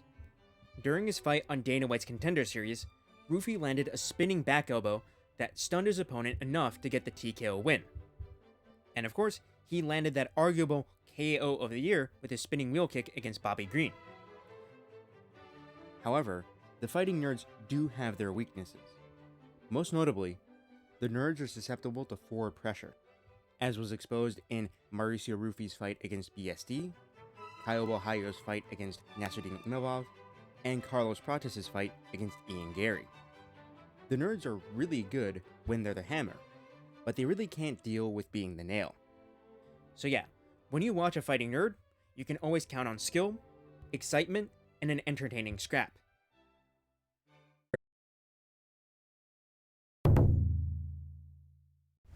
Chute Boxe is a Brazilian martial arts academy founded in Curitiba, Brazil, by Rudimar Federico in 1978. Originally a Muay Thai gym, the trainers expanded the programs there in 1991 to include grappling and MMA. And by 1995, the gym was considered the best place to train for fighters competing in Valle Tudo, which in Portuguese means anything goes, with these competitions being considered a predecessor to modern MMA. Over the years, Chute Boxe developed a reputation for being one of the best gyms in Brazil and played a dominant role in the early development of MMA as a sport. Back in the early 2000s, in Pride Fighting Championships, fighters from Chute Boxe dominated the promotion, with Vanderlei Silva holding the Pride middleweight title for over 5 years, and Mauricio Shogun Rua winning the Pride middleweight Grand Prix. During the Pride era, Chute Boxe formed a rivalry with Brazil Top Team, which was a gym with a foundation in Brazilian Jiu-Jitsu that traced its lineage back to Carlson Gracie, with notable fighters from Brazil Top Team including Minotauro Nogueira, Ricardo Arona, and Murilo Bustamante. The two gyms fought with very different styles, with Chute Boxe fighting using a recklessly aggressive Muay Thai offense, while Brazil Top Team used a more well-rounded BJJ approach. Notable fighters to have come from Chute Boxe include the aforementioned Vanderlei Silva and Shogun Rua, although they both left right after the demise of Pride FC, and Anderson Silva, although Anderson Silva also left the gym very early on in his career as well. In the modern era of MMA, the two biggest success stories from Chute Boxe are Chris Cyborg and Charles Oliveira. Chris Cyborg, who is the former UFC Women's Featherweight Champion, the former Bellator Women's Featherweight Champion, and the current PFL Champion, is one of the greatest female fighters of all time, and probably the hardest hitting woman to ever walk the planet. Like seriously, 21 KO wins as a woman is absolutely insane. And then of course, Charles Oliveira needs no introduction. The former lightweight champion and the Lion of Brazil, do Bronx has one of the most inspiring stories in UFC history, where he came from an impoverished background with compromised vision and overcame those health issues to become an MMA fighter. From there, he joined the UFC at a very young age, but found himself going down the path of a journeyman, where he'd win one fight, and then lose one fight, and then win one fight, and then lose another, kind of like that. But then, after moving up to lightweight and switching his main training camp to Chute Boxe, and specifically the branch of the gym in Sao Paulo run by Diego Lima, Charles Oliveira went on a generational run to capture the lightweight title. The Chute Boxe style is one of the most distinct and legendary styles in MMA. Pioneered by Vanderlei Silva and Shogun Rua and refined by Charles Oliveira, the Chute Boxe style is all about kill or be killed. Chute Boxe fighters fight out of a traditional Muay Thai stance, but instead of fighting from range using body and head kicks, as is typical of stadium Muay Thai, as those strikes are rewarded well by the scoring criteria of Muay Thai, the Chute Boxe style is all about forward pressure and relentless offense. Chute Boxe fighters throw many more punches than traditional Thai fighters, and use those punches as a method of entry into the clinch, where they use elbows and knees to destroy their opponent. The best examples of this are Vanderlei Silva's fights in Pride, where he destroyed many of his toughest opponents, including the notoriously awful parent Rampage Jackson, with those knees. The evolution that Charles Oliveira brought to this relentlessly aggressive Muay Thai style was his advanced Brazilian Jiu-Jitsu game, which helped to neutralize the threat of being taken down that comes along with the traditional Thai stance that Chute Boxe teaches. If Charles Oliveira gets taken down or knocked down, unless he's completely out cold or is facing an equally competent grappler, he will be able to hunt for submissions off his back, which either let him finish his opponent or help him stand back up. And to this day, the gym is continuing to be a home for talented fighters like Ian Gary, Alan Nascimento, Felipe Dos Santos, and Elvis Brenner. However, the gym has a notorious reputation for extremely hard sparring, with the most infamous incident stemming from the sparring culture being Charles Oliveira pulling out from his rematch with Islam Makhachev scheduled for UFC 294 due to a cut, which led to Volkanovski replacing him on short notice and getting KO'd. So yeah, really solid gym, but still, screw you Chute Boxe for getting Volk KO'd.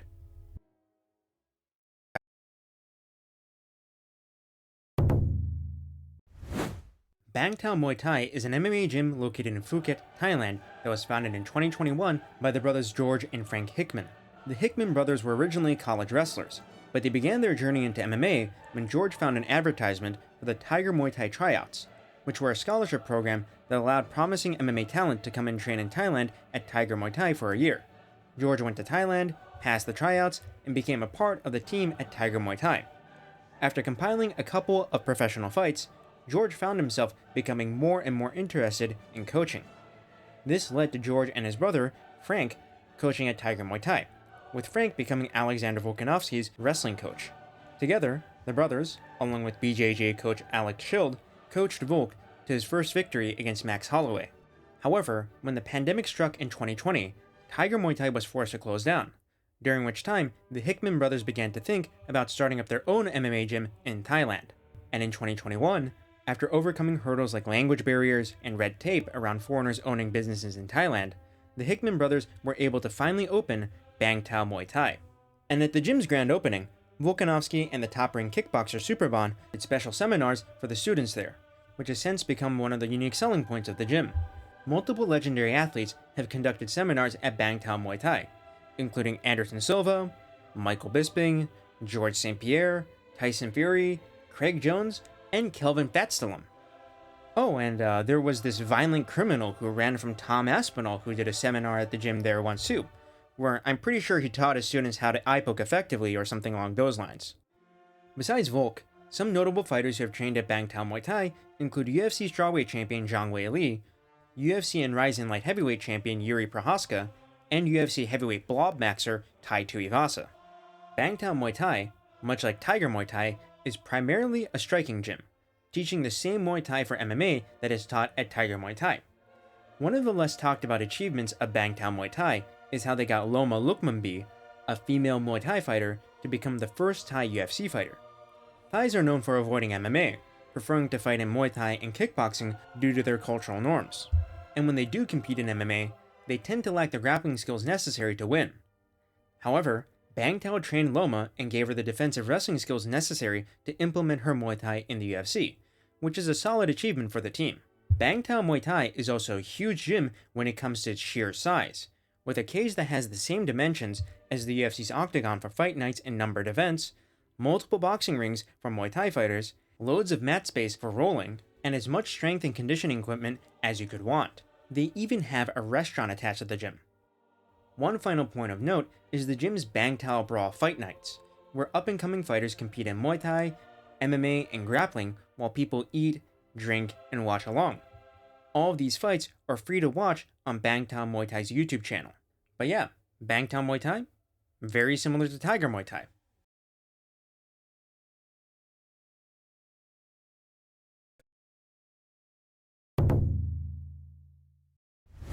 Elevation Fight Team is a professional MMA team based in Denver, Colorado that was founded in 2013 by Christian Allen.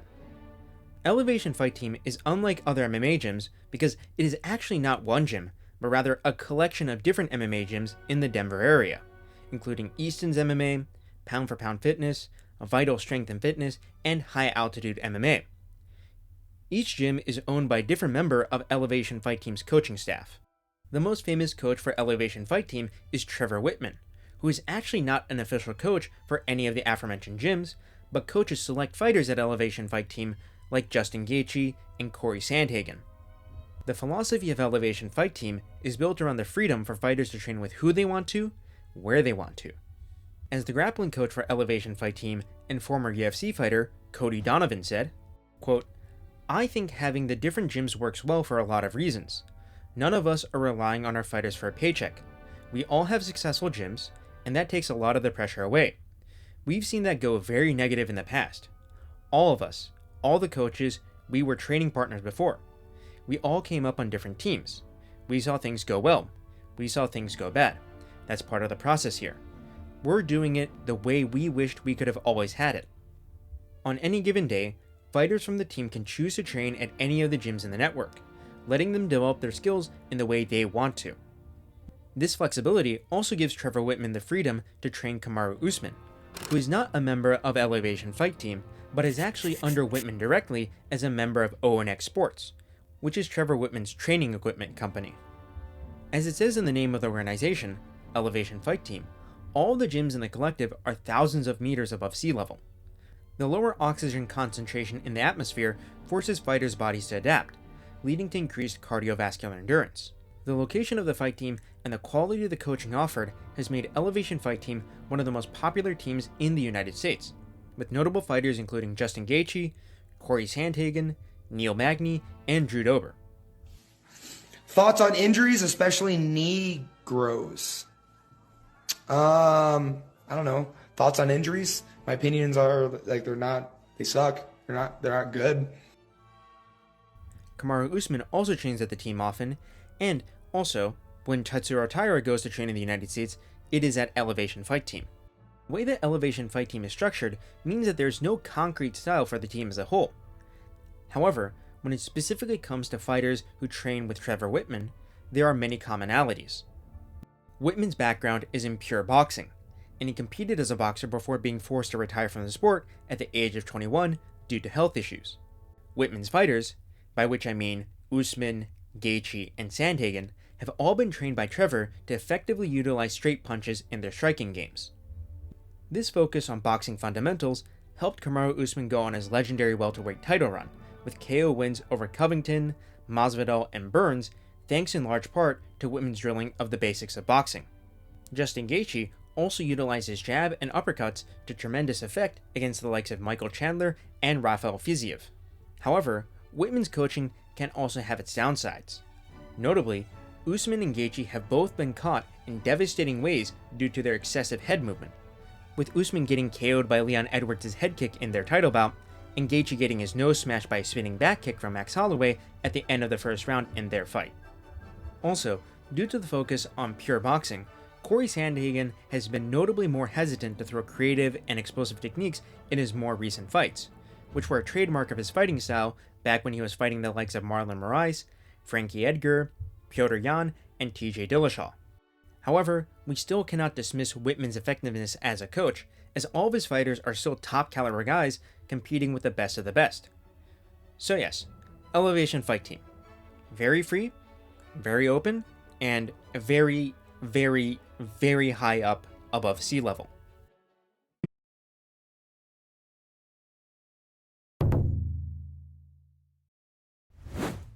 Fight Ready MMA is a gym located in Scottsdale, Arizona that was founded in 2011 by Scott Peters and David Zoin. The story of the gym goes back to 2008, when Scott Peters, a former NFL offensive lineman who had taken an interest in training jiu-jitsu, opened a branch of the famed Lions Den Academy in Scottsdale. The Lions Den was a notorious early MMA gym that was home to many early fighters, including Guy Metzger, Maurice Smith, and of course, the UFC Hall of Famer, Ken Shamrock. The Lions Den was known for its extremely rigorous tryouts and borderline abusive sparring culture, where higher-ranking members would beat the lower-ranking members to a pulp. However, as the glory days of the Lions Den Academy and its almost comically harsh training methods faded, Peters and Zoin decided to buy out the gym and rebrand it to Fight Ready. The most notable product of the Fight Ready gym is Henry Cejudo, who is a two-weight UFC champion, an Olympic gold medalist in freestyle wrestling. Henry's brother, Angel Cejudo, is a wrestling coach at Fight Ready MMA. The head coach of the gym, Santino DeFranco was a pro fighter who competed on the 9th season of The Ultimate Fighter. Other notable names who have trained at Fight Ready include Chan Sung Jung, who is more commonly known as the Korean Zombie, Davison Figueiredo, Amir Albazi, and Tracy Cortez. Also, after getting kicked out of Jackson Wing for beating his fiancée in 2021, John Jones went to train at Fight Ready. This move resulted in some controversy for the gym, but so far there do not seem to be any major problems with Jones being there. One important thing that Fight Ready does are their super camps, which are special fight camps for fighters competing in UFC title fights. These super camps are specifically intended for preparing fighters to be able to deal with every conceivable situation they may come across in a fight, and are quite well known for how holistic they are. But yes, I don't have much else to say about Fight Ready. It's a great gym, and you can always be certain that Henry Cejudo will be doing fight and technique breakdowns there for years to come.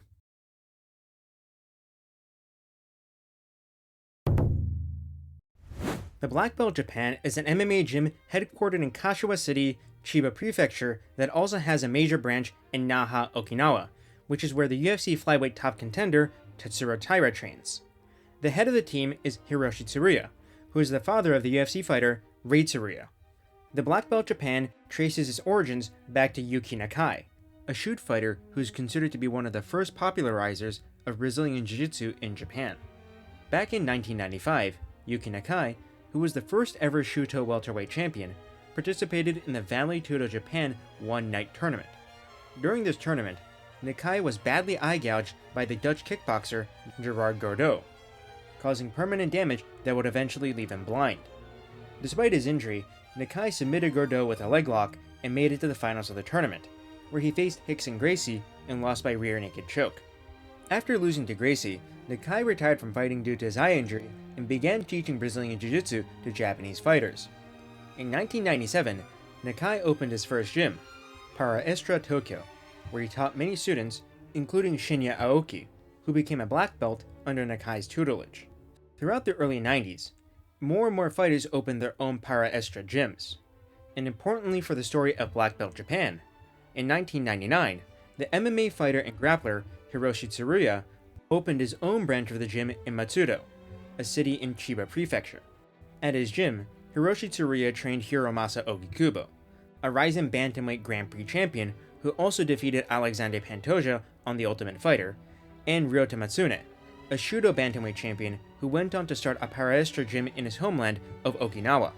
And at Paraestra Okinawa, Ryota Matsune discovered and began training Tatsuro Taira, who has now become Japan's most successful UFC fighter since Kyoji Horiguchi.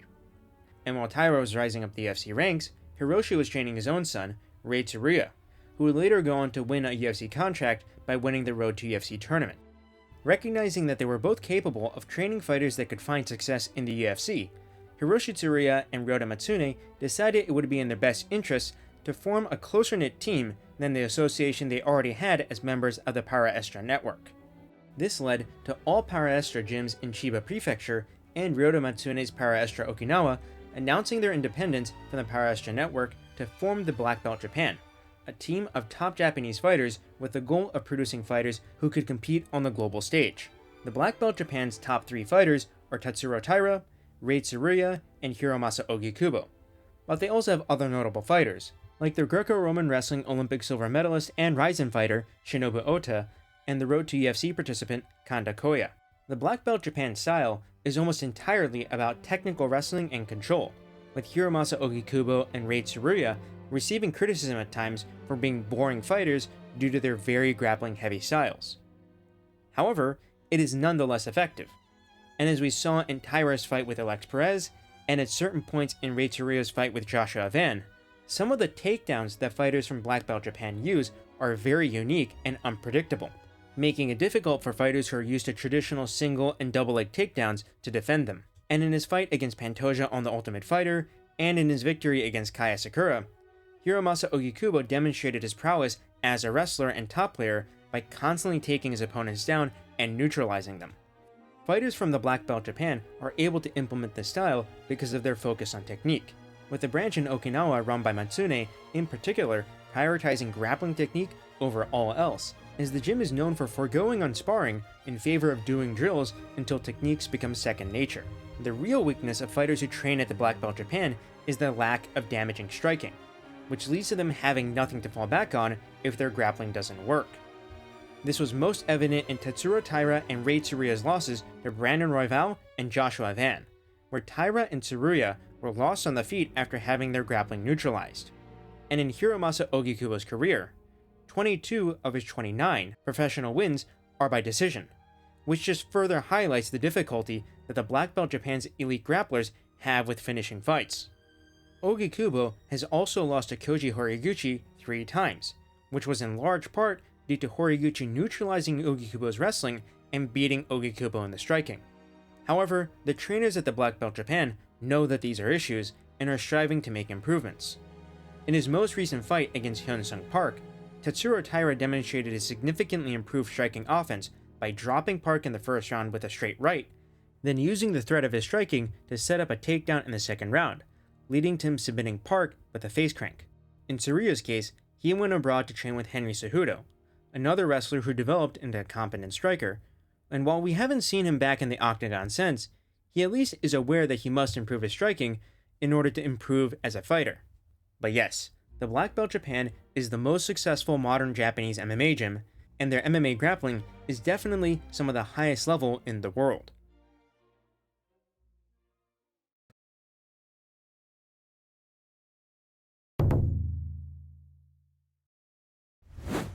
Fortis MMA is an MMA gym in Dallas, Texas that was founded in 2017 by head coach Saif Sayoud. This makes Fortis one of the newest MMA gyms I've covered so far. Raised in Indiana, Saif Sayoud began his martial arts journey at age 3, where he began training karate at his father's dojo. Saif Sayoud trained in judo as well, leading to him winning multiple state championships in the 2 martial arts. Saif Sayoud wanted to pursue a career in martial arts, but chose to pursue a college education in political science and law due to the lack of opportunities in combat sports. However, in 2005, after being offered multiple sponsorships to pursue a fighting career, Saif Sayoud moved to Albuquerque, New Mexico to train under Greg Jackson at the Jackson Wink MMA Academy. During his professional career, Saif Sayoud went 3-0 on the regional scene. However, he also found himself troubled by many injuries, including ACL and bicep tears. This led to him retiring from MMA and turning to coaching, where he began teaching at Octagon MMA, where he would first gain some experience. Wanting a bigger and better facility for the fighters under his tutelage, in 2015 he partnered with 3-time NBA All-Star Darren Williams, who had trained with Sayoud for fun, to help build a new gym. Fortis MMA opened its doors 2 years later, with Sayoud having 90% ownership and Darren having 10% at the time of me making this video. Saif Sayoud started small, training a few fighters at a time, and at the start he had no fighters in the UFC. But eventually, he built his gym up to being one of the largest in the southwestern United States with multiple UFC fighters. Notable fighters who have trained at Fortis include the UFC flyweight champion Brandon Moreno, UFC welterweight Geoff Neal, UFC bantamweight Miles Johns, UFC lightweight Diego Ferreira, UFC middleweight Uriah Hall, UFC women's bantamweight Macy Chiasson, and UFC light heavyweights turned heavyweights Ryan Spann and Kennedy Nzechukwu. Also, Damon Jackson, a retired UFC fighter who trained under Saif Sayoud at Fortis MMA, has started his own branch of the gym in Rockwell, Texas. Fighters from Fortis MMA are known for their boxing technique, with Brandon Moreno and Geoff Neal both being known as some of the best boxers in their respective weight classes. The gym's fighters also have decent takedown and grappling defense, which both Moreno and Neal have demonstrated in their bouts against Amir Albazi and Bilal Muhammad respectively. It is also worth noting that Ryan Spann and Kennedy Nzechukwu were both encouraged by Saif Sayoud to move up from light heavyweight to heavyweight, allowing them to focus more on their skills and less on the weight cut. This has resulted in better results for both, as the level of competition is also not as high at the heavier weight class. Saif Sayoud, who once was studying to be an attorney, is well known in the MMA community for being a very direct cornerman, often shouting instructions right in the face of his fighter. This works for some fighters and not for others. However, it definitely can be effective at shocking a fighter out of a state of indecisiveness. As Sayoud himself says, he simply does not sugarcoat what is happening in a fight. So if you fight out of Fortis MMA and you're down 2 rounds, you can be quite certain that he won't tell you to play it safe behind your jab like coaches from other gyms.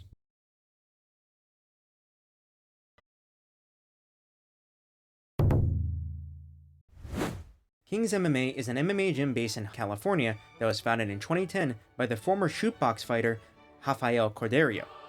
Before making his name as one of the most respected coaches in mixed martial arts, Cordeiro competed in Brazil and helped corner legendary fighters like Vanderlei Silva, Mauricio Shogun Rua, and Anderson Silva. After coming to the US to start his own gym, when he was thinking about the name, Rafael Cordeiro was originally thinking of calling it the Rafael Cordeiro Fight Center, but decided the name was too long. Then, upon opening the Bible and finding the Book of Kings, he decided that that would be a fitting name for the gym. The best year in Kings MMA history was 2015, when Rafael dos Anjos defeated Anthony Pettis to claim the UFC Lightweight Championship and then proceeded to defend the title against Cowboy Cerrone. At the same time, Fabricio Verdum produced the upset of the year by submitting Cain Velasquez to become the UFC Heavyweight Champion, making Kings MMA the home to 2 UFC champions.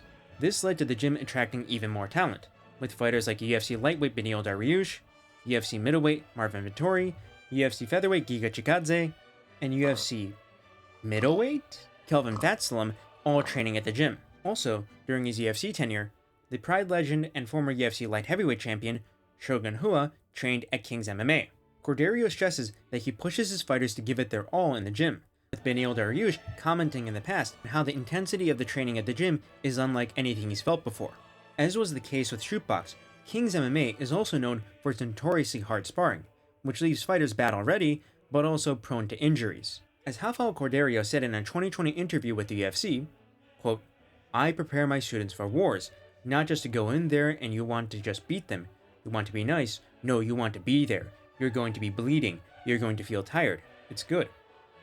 This brawling style has led to fighters who have trained before at Kings MMA putting on absolute wars, as we've seen many times from the likes of Marvin Vettori and Kelvin Gastelum, but it's also led to fighters like Beneil Dariush and Shogun Rua maybe taking a bit too much damage for their own good.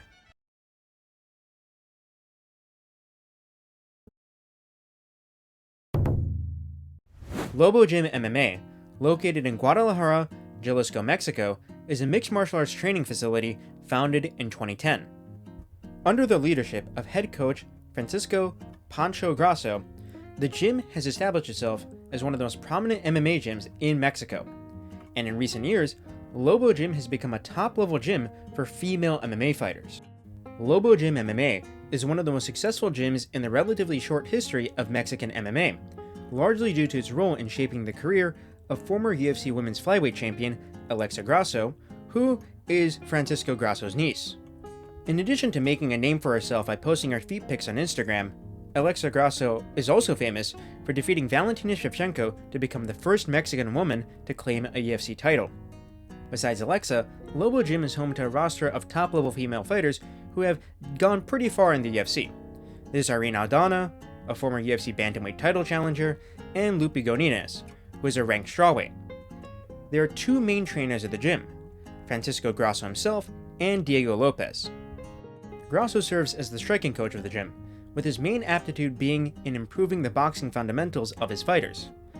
Grasso demonstrated this in her first 2 fights with Valentina Shevchenko, where she was dealing pretty well with Shevchenko on the feet. The main grappling and BJJ coach of the gym is UFC featherweight Diego Lopez, who is a top-level contender himself. Born in Brazil, Lopez began training jiu-jitsu from a young age, and then left Brazil to become a coach and fighter in Mexico.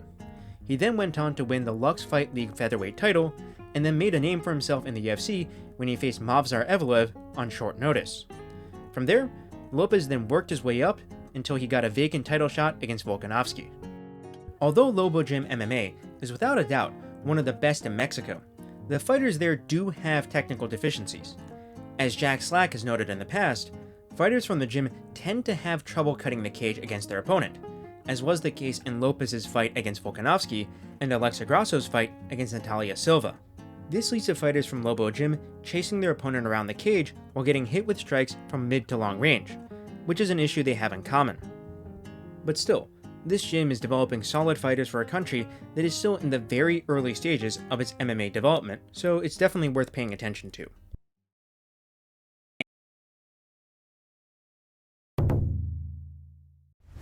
The MMA Factory is a gym in Paris, France, that was founded in 2013 by Fernand Lopez Oenyebe. Like his former student Francis Ngannou, Fernand Lopez was born in Cameroon, where his father enrolled him in taekwondo and judo classes from an early age to toughen him up and help him fight off bullies, which resulted in Fernand earning black belts in both disciplines. He also took up wrestling and rugby, and he ended up getting a spot on the national freestyle wrestling team. However, Fernand Lopez abused what he learned in martial arts, using his skills to intimidate and harm others. According to an article from Bloody Elbow, Lopez says that he was obsessed with being a superhero who defended the weak from the strong, but it was this kind of thinking that resulted in him getting into many violent confrontations. One time, after trying to defend his girlfriend's younger brother from bullies, Fernand Lopez was stabbed and beaten so badly that it was reported by the Cameroonian news that he was dead. However, Fernand Lopez survived, and legally immigrated in 1997 to France, where he worked as an electrical engineer. There, after suffering a neck injury that ended his semi-professional rugby career, Fernand Lopez discovered Brazilian Jiu-Jitsu and began to train in the art. From 2006 to 2010, Lopez fought as a professional MMA fighter, where he amassed a record of 10-7 before retiring to become a coach. From there, he worked with the Parisian police officer Vincent Trebel to open a gym called CrossFight, which would later be renamed to the MMA Factory. The MMA Factory is far and ahead the largest MMA gym in France, with hundreds of fighters training there. Most of the fighters training at the gym come from an immigrant background, with many hailing from sub-Saharan Africa or the Caucasus. The most notable fighter under Fernand Lopez's tutelage is former UFC interim heavyweight champion Ciryl Gane. Besides that, his former students include Francis Ngannou, Nassourdine Imavov, Taylor Lapillus, William Gomis, and regional MMA star and Aries FC champion Bansangur Shamsudinov, who is more commonly known as Baki because of his resemblance to the protagonist of the popular martial arts anime. And well, there's a couple reasons why there are so many fighters who formerly trained at the MMA Factory. First, starting with the training at the MMA Factory, it isn't bad, as the gym did make Ciryl Gane and Nassourdine Imavov into competent strikers with good footwork. However, the gym is notorious for its lack of MMA wrestling, which was truly exposed by the growth of Francis Ngannou. While he was training at the MMA Factory, Francis Ngannou lost a dominant 50-44 decision to Stipe Miocic, who out-wrestled and outworked Ngannou despite a significant size disadvantage, nearly finishing Ngannou with ground strikes multiple times throughout the fight. And once Francis Ngannou left the MMA Factory in 2018 and began to train at Xtreme Couture, he showed multiple improvements. He defended all of Stipe's takedowns in the rematch and KO'd him in the second round to win the heavyweight title, then defended the belt against his former training partner Ciryl Gane with badly injured knees by wrestling him to get a unanimous decision win. And even in his most recent fight against Renan Fahea, Francis took Renan down in the first round and knocked him out with ground and pound. The same applies to Nassourdine Imavov, who was being outgrappled by Phil Hawes while he was at the MMA Factory, but is now on track to face Khamzat Chimaev for the middleweight title at the time of me making this video. In contrast, Ciryl Gane has stagnated, losing in humiliating fashion to John Jones via guillotine choke, and being very clearly beaten by Alexander Volkov, who out-wrestled him as well. However, the problems with the MMA Factory don't end there. The gym has been mired in scandal after scandal, with Fernand Lopez at the center of them. First, when he was asked about why Ngannou left the MMA Factory, Fernand Lopez said that he had once asked Ngannou to leave the gym because Ngannou refused to pay the yearly membership fee of €600 after his fight with Anthony Hamilton in 2016. However, I'm left to question this story because although a lot of people are coming around to the fact that Ngannou has left the PFL hanging in regards to their deal, there is concrete evidence that Ngannou pays his coaches well. Here is Eric Nixick talking about how much Francis paid him after Francis's boxing match with Tyson Fury. It was the most money I've ever been paid by a fighter. It was unbelievable. You know, it was more than I expected. I wasn't expecting, and obviously Francis is always taking great care of me. But it floored me. Like when I saw my Wells Fargo account that morning, and it literally brought me to tears. That's a true story. Literally brought me to tears because he changed my life, you know, and not only from a professional standpoint, but a monetary standpoint. It allowed me a lot of financial freedom to be able to enjoy my coaching, enjoy being a dad and a husband. And so I'm just left to wonder about those 600 euros, you know? And that's not the only problem with Fernand Lopez. After winning at PFL Europe 3, the kickboxer turned MMA fighter Cedric Doumbé said that he had witnessed Lopez commit acts of domestic violence against a former romantic partner. After these accusations, Lopez came out and admitted that he had indeed been arrested, convicted, and jailed for 4 months for domestic violence against his ex-wife in 2018, where he struck her and strangled her. However, during this confession, Lopez also said that his ex-wife had been violent towards himself, his daughter from a prior relationship, and their granddaughter, which resulted in his ex-wife releasing a statement accusing Lopez of slandering her. Fernand Lopez has been involved in multiple contractual disputes, as he was not just the owner of the MMA Factory, but also the #1 MMA manager in the country. This meant that he was in charge of handling the careers of fighters who train at his gym. But not only that, up until 2024, Fernand Lopez was the owner and CEO of Aries FC, which is the largest MMA organization in France. He was forced to sell the organization due to having run Aries FC into near bankruptcy.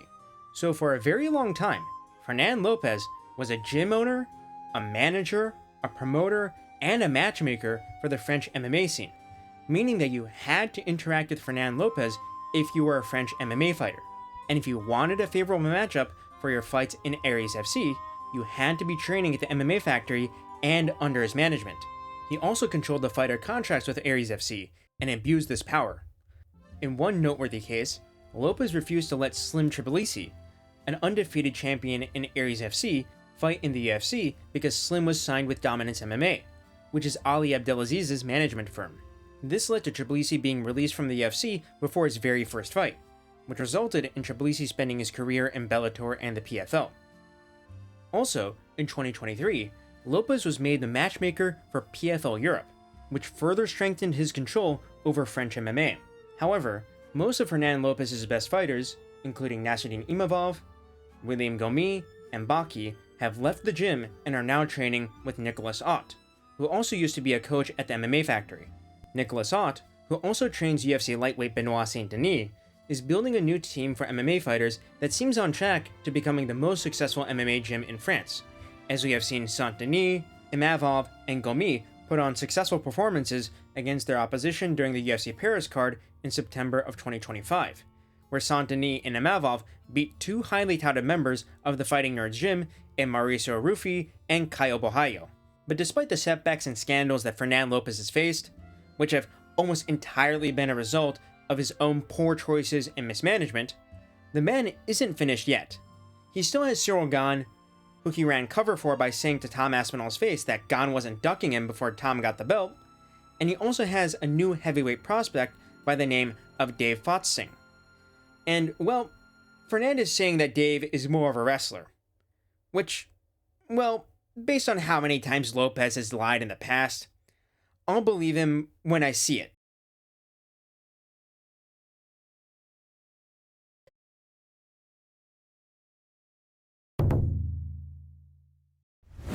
Syndicate MMA is a mixed martial arts gym in Las Vegas, Nevada that was founded in 2004 by head coach John Wood.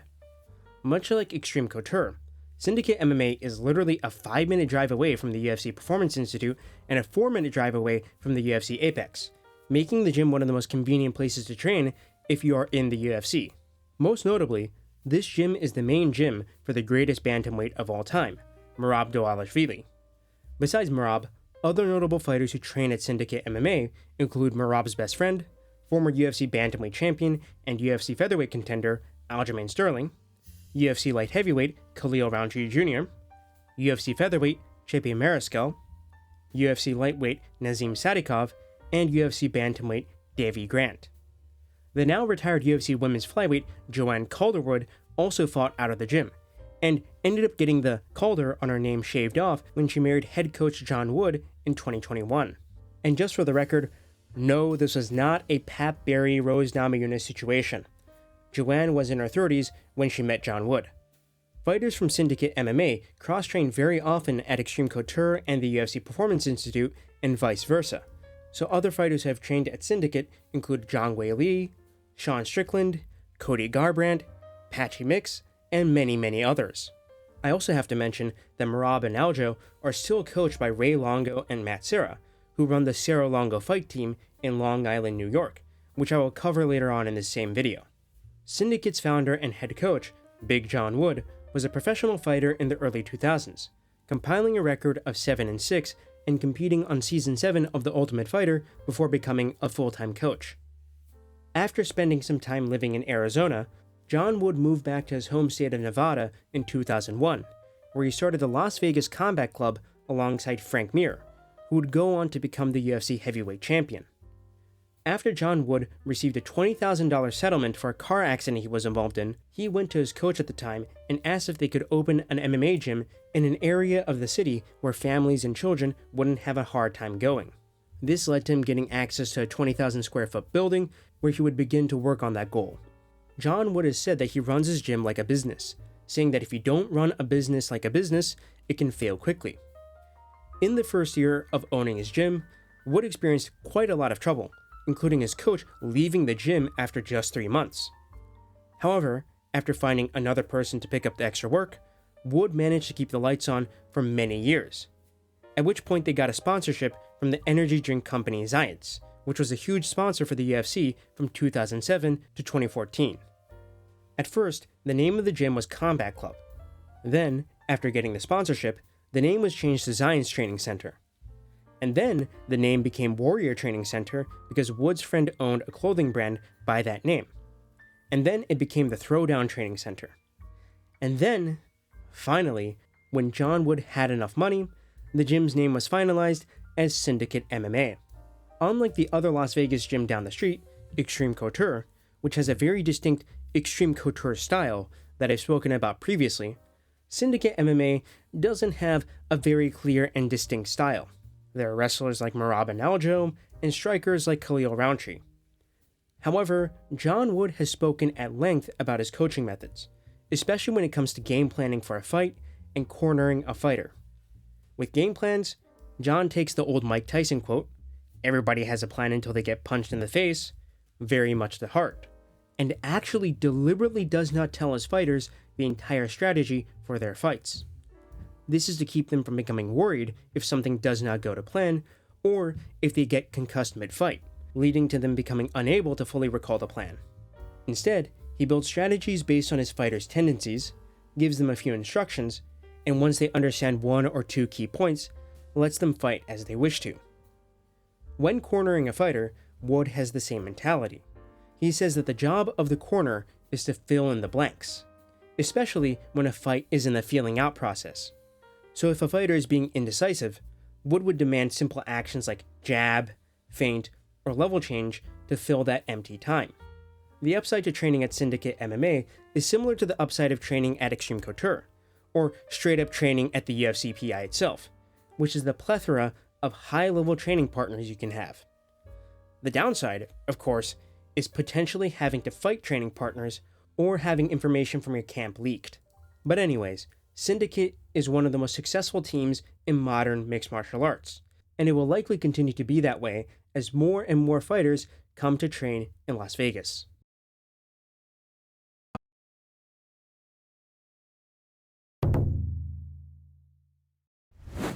Serra-Longo Fight Team is a mixed martial arts fight team based in Long Island, New York that was founded by Matt Serra and Ray Longo. The fight team is made up of 2 gyms, Serra BJJ in Huntington and Longo's MMA in Garden City. The fight team got started when a 17-year-old Matt Serra met Ray Longo at the Oishi Judo Gym in New York City.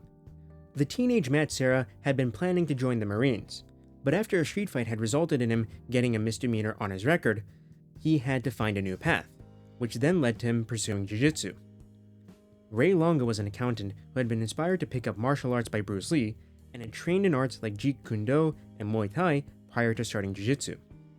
At the gym, Serra and Longo came to an agreement where Matt Serra would compete as an MMA fighter and Ray Longo would serve as a striking coach and cornerman, encouraging Serra to pick up Muay Thai. Matt Serra grew very quickly as a BJJ practitioner, and in 2000 became the first American to receive a black belt from Renzo Gracie.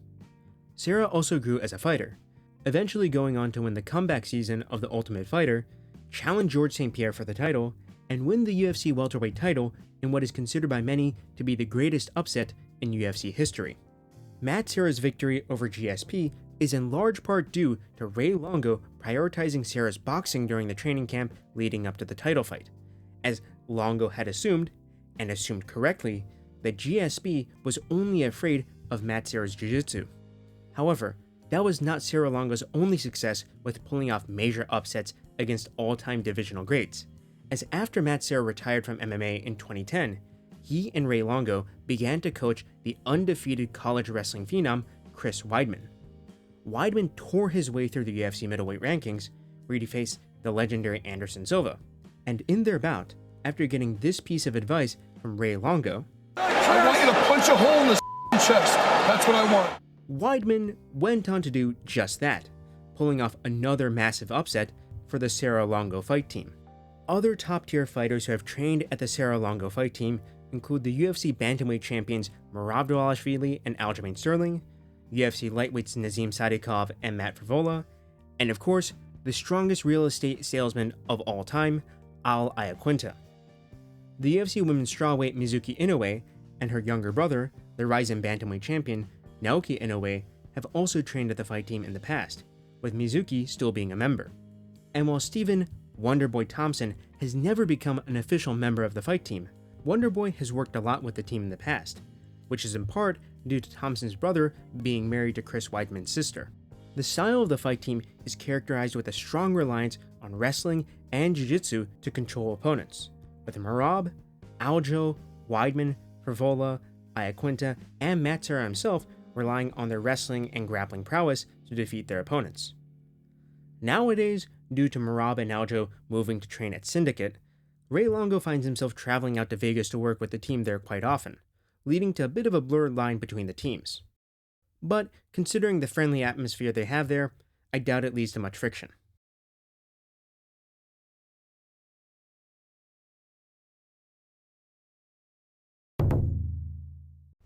Team Alpha Male, which is totally not the most cringe-inducing gym name in the history of MMA, is based in Sacramento, California, and was founded in 2007 by former WEC featherweight champion and UFC fighter Uriah Faber. Team Alpha Male has historically been one of the best gyms for the lower weight classes, with the gym producing multiple top fighters in the flyweight, bantamweight, and featherweight divisions.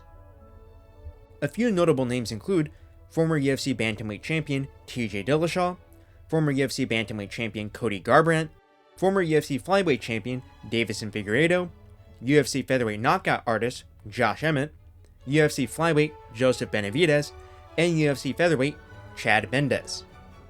In recent years, Team Alpha Male has also become the top gym for Chinese fighters training in the United States, with notable names including Song Yadong, Suma Dirji, Yan Chaonan, and Li Jingliang. Back in the 2010s, Team Alpha Male was one of the gyms with the most drama and storylines in the UFC. The drama all stemmed from Uriah Faber's rivalry with Dominic Cruz, which started when Cruz signed his name over Uriah's face for their first fight in the WEC back in 2007. Although Faber choked Cruz out in their first encounter, Dominic went on to beat Uriah in their other two fights, which were for the UFC bantamweight title. Dominic Cruz also beat other Team Alpha Male fighters like Joseph Benavidez and TJ Dillashaw, creating the storyline that, no matter what Team Alpha Male did, they could not surpass the Dominator. However, this all changed when Cody Garbrandt defeated Cruz in one of the slickest performances in UFC history, finally getting Team Alpha Male a win against Dom. But, by that time, TJ Dillashaw had left the gym to follow Dwayne Ludwig, a former UFC fighter turned striking coach who had worked at Team Alpha Male and had produced exceptional results with improving the gym's striking, but decided to leave the gym over a pay dispute with Faber. Then, TJ KO'd Garbrandt twice in their title fights, leading to Cody's downfall and subsequent exit from Team Alpha Male. But that's actually not the only story of infighting at Team Alpha Male, since Joseph Benavidez and Davison Figueiredo, who are both Team Alpha Male fighters, fought for the UFC flyweight title twice, with Figueiredo finishing Benavidez in brutal fashion twice. You know, if I'm Uriah Faber, I'm probably glad that I don't have to deal with this kind of drama anymore, since half of those training at the gym nowadays are Chinese fighters. But still, the history of drama aside, the gym is pretty good, and is one of the best places to train if you're a fighter in the lower weight classes. Back when Dwayne Ludwig was coaching, the style of Team Alpha Male was characterized by fluid kickboxing and quick footwork, with the most notable examples of this being TJ Dillashaw and Cody Garbrandt. However, when looking at the gym both historically and in the current day, fighters from Team Alpha Male have been renowned for one particular technique, the guillotine choke. Uriah Faber was very well known for his guillotine, finishing top fighters like Dominic Cruz and Jens Pulver with the choke. Joseph Benavidez finished Tim Elliott and Miguel Torres with the technique. And even Song Yadong, who is mainly known for his striking, choked out the first Indian fighter in UFC history, Bharat Khandre, with the front choke. So yeah, if you're an alpha male with a dwarven physique that needs to jump the gilly, Team Alpha Male is the gym for you. Until, of course, somebody opens up Team Sigma Male. Tiger Muay Thai is an MMA and Muay Thai gym located in Phuket, Thailand that was founded in 2003 by the American fighter Sean Douglas. With a floor space of over 9,600 square meters, Tiger Muay Thai is the largest MMA gym in Thailand and is one of the most technical striking gyms in modern MMA.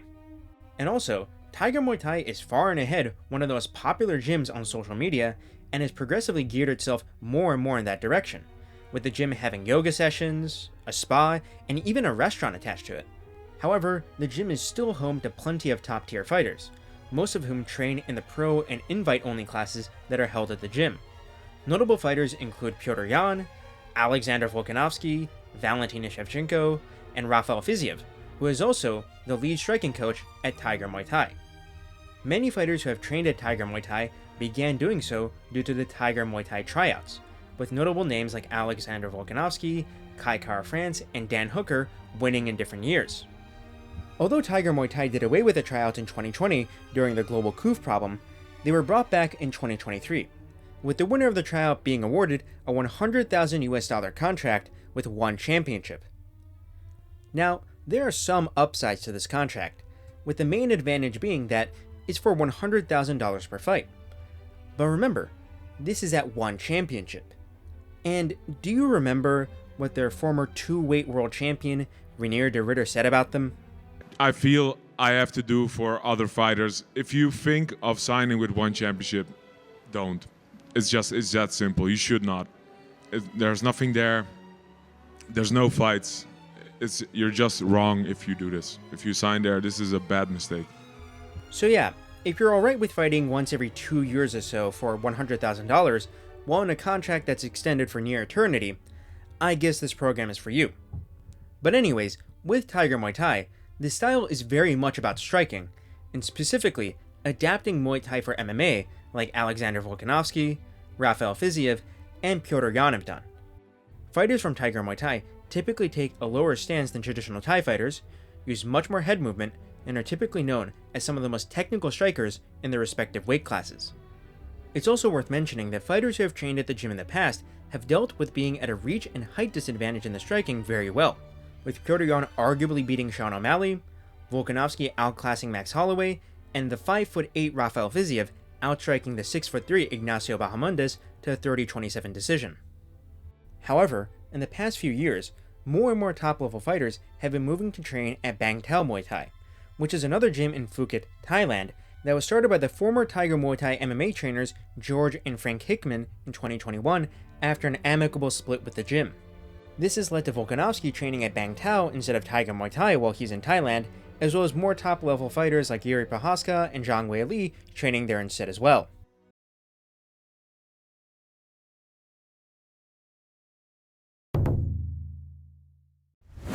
Valle Flow Striking Academy, or VFS Academy for short, is a gym located in the Chicago suburb of Bensenville, Illinois, that was founded in 2014 by head coach Mike Valle. The gym is home to fighters like UFC lightweight Ignacio Bahamondes, former UFC interim featherweight champion Yair Rodriguez, former two-time women's bantamweight champion Juliana Pena, and of course, the one, the only, the GOAT, Belal, remember the name Muhammad. Mike Valle, a man with a background in boxing and kickboxing, got his first big job as a coach at the famed Jackson Wink MMA Academy when a UFC fighter he had trained, Eric Goyito Perez, convinced Greg Jackson to bring in Mike as a striking trainer for the team. At Jackson Wink, Mike Valle met Gina Carano, one of the pioneers of women's MMA, who asked Mike to help develop her striking skills for her bouts in Strikeforce, which helped Mike finance his coaching career.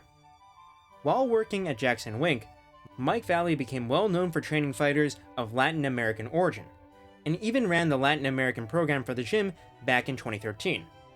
Mike Valle also was a coach for Tough Latin America Season 3.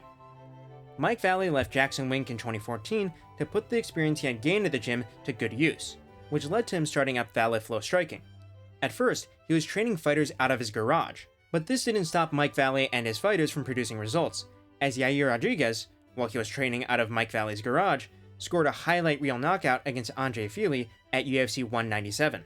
One of the interesting parts of Valle Flow Striking is how Mike Valle deliberately keeps the team from going into a mega gym like ATT or Xtreme Couture, despite having the top tier talent to attract more fighters and sparring partners. The pro MMA classes at Valle Flow Striking are limited to 20 participants per session, keeping a tight-knit team that allows Mike Valle to work with each fighter individually.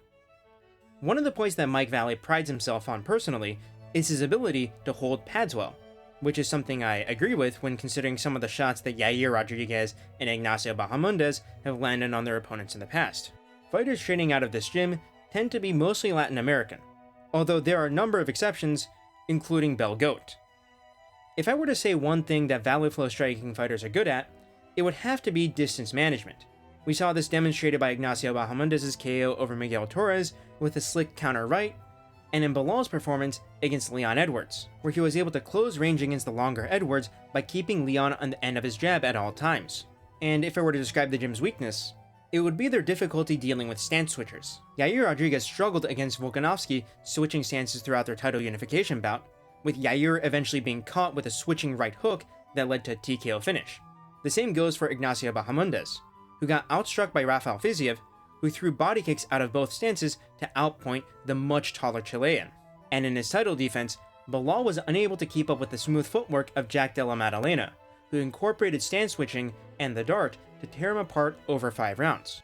Also, I don't know why, but the fighters from this gym tend to end up being hated a ton by fans.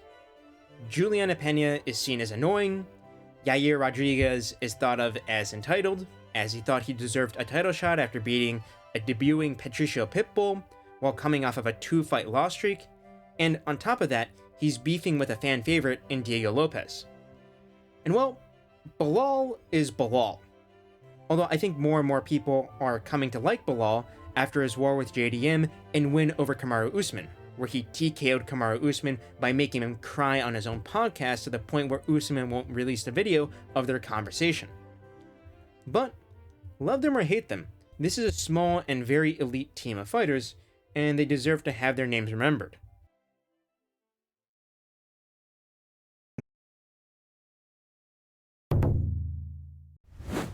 Team Renegade is a gym based in Longbridge, Birmingham, England, that was founded in 2013.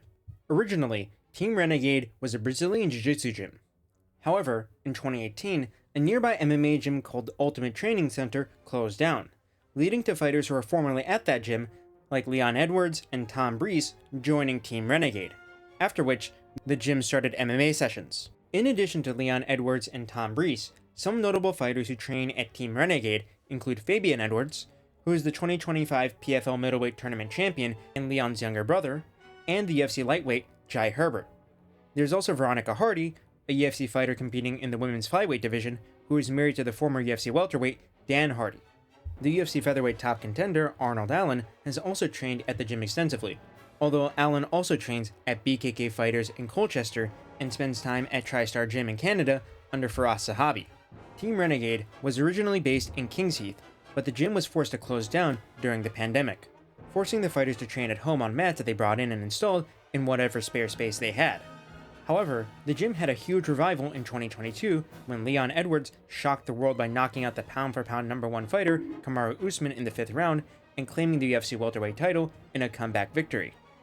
The man who inspired Leon to snatch victory from the jaws of defeat, Dave Lovell, is a boxing coach at the gym and served as a father figure for the Edwards brothers, as their own father had passed away in a gang-related shooting while they were still teens. Although Team Renegade was originally a BJJ gym, the fighters there are most known for their long-range striking, with Jai Herbert and Leon Edwards both doing the best at kicking range, and Fabian Edwards too winning his PFL championship with a devastating head kick.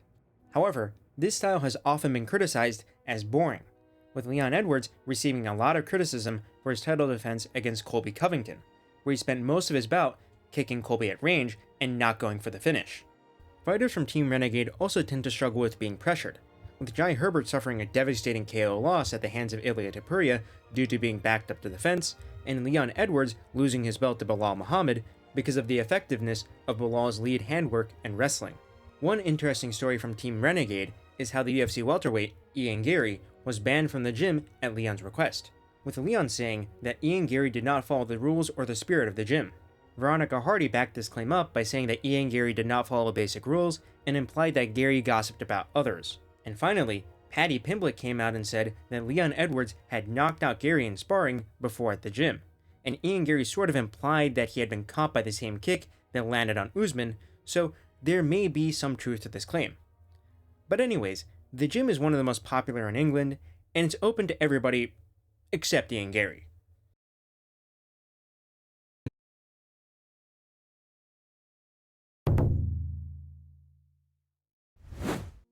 Roufusport MMA is a gym based in Milwaukee, Wisconsin that was founded in 2006 by the late Jeffrey Duke Rufus. And before I begin this section, I want to promote this GoFundMe that was started for Duke's daughter, Lula Rufus. You can find a link to the GoFundMe both in the description below and on the Roufusport Gym website. Ben Askren has donated to it, and as of the time of me writing the script for this video, it's still a ways away from reaching the goal. So yes, if you can spare some money, please send some money their way. Duke Rufus began training in martial arts at a young age, including kickboxing, Muay Thai, Taekwondo, karate, and Brazilian Jiu-Jitsu. In his early 20s, Rufus began competing in kickboxing and Muay Thai, winning numerous heavyweight and super heavyweight titles in WKA, IKF, and Waco. This led to Duke Rufus amassing a record of 36, 8, and 1 in kickboxing, with 26 KOs. After retiring from fighting, Rufus became a full-time coach, where he would train multiple top-level fighters. Most notable among Duke's students include the brothers Anthony and Sergio Pettis, with Anthony becoming a UFC lightweight champion and Sergio becoming a Bellator bantamweight champion. There is also Tyron Woodley, who was the UFC welterweight champion, the Bellator welterweight champion Ben Askren, the UFC featherweight Christian Rodriguez, the UFC lightweight turned commentator Paul Felder, and of course, the GOAT of this entire sport, CM Punk.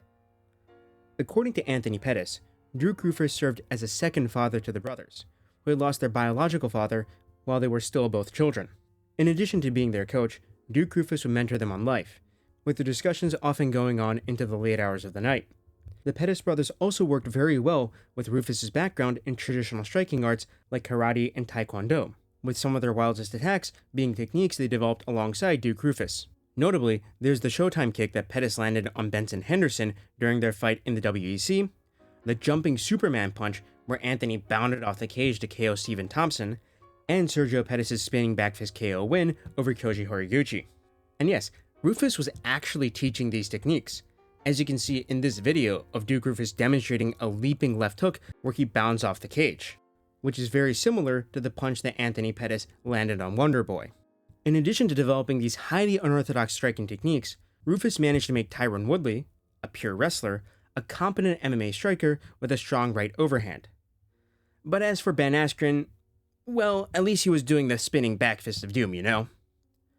One incident that I have to make note of here is the death of Dennis Moulton Jr., an amateur kickboxer who was training at Roufusport. In 2014, during an unregulated kickboxing bout at the Eagles Club in Milwaukee that Rufus had organized and promoted, Dennis Moulton Jr. tragically died due to severe head trauma that he had sustained during the fight, which may have been exacerbated by the dehydration from the weight cut. In 2017, Moulton's family sued Duke Roufus himself, the men who had served as Moulton's cornermen, and the referee and ringside doctor of the bout for damages. The plaintiff showed how the cornerman kept propping up Dennis Moulton, despite Dennis showing at multiple points in the fight that he was unable to intelligently defend himself. The ringside doctor also was checking his phone instead of keeping an eye on the bout, and of course, the referee failed to stop the bout despite the signs of trouble. Duke Roufus was involved in the suit because, as the promoter of the bout, he had hired all of the officials involved. All of the cases were settled out of court by 2020, and Dennis Moulton Jr.'s death led to a bill being passed in the Wisconsin State Senate that expanded safety protections for boxing and MMA to kickboxing, making it so that kickboxing bouts would require adequate safety gear, staffing, and fighters' insurance. Of course, this is not the kind of incident that I want to take lightly, but it has to be mentioned since it does loom large in the history of the gym. And ever since that accident, the Roufusport gym has not had any catastrophic incidents like what happened with Dennis Moulton Jr. On October 3rd, 2025, Duke Roufus would corner for Sergio Pettis in Dubai against Magomed Magomedov in a PFL bantamweight bout. Pettis would get ragdolled by Magomedov at first, but then, in the second round, he would get a spinning elbow KO win, a spectacular counter straight out of Duke's playbook. And 2 weeks later, Duke Roufus would pass away in his sleep at the age of 55. His gym mourned him, and his students have made it clear that they will continue to run Roufusport in honor of his legacy. I hope Duke Roufus rests easy knowing how much he has contributed to this sport.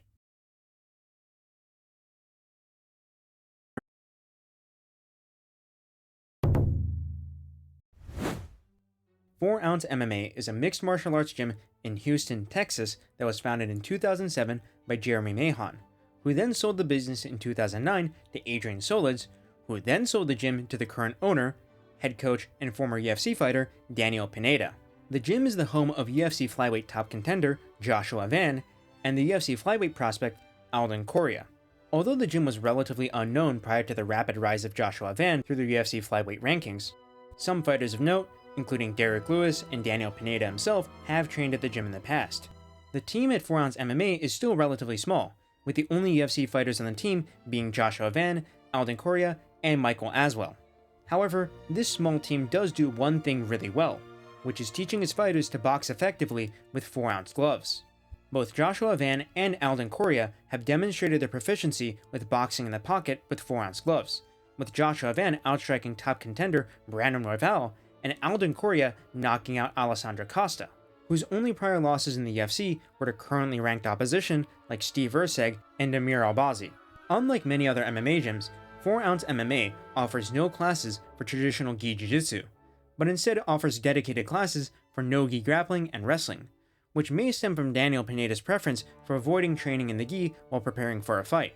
And this is just a minor side note, but take a look at this ridiculous ad they used to have for the gym that's still up and viewable on their Yelp page. But yes, now that the gym has produced one of the hottest prospects in the sport, who not only is building hype, but is doing so at flyweight of all weight classes, we may see more and more fighters choose to travel to Houston to train at 4 Ounce MMA.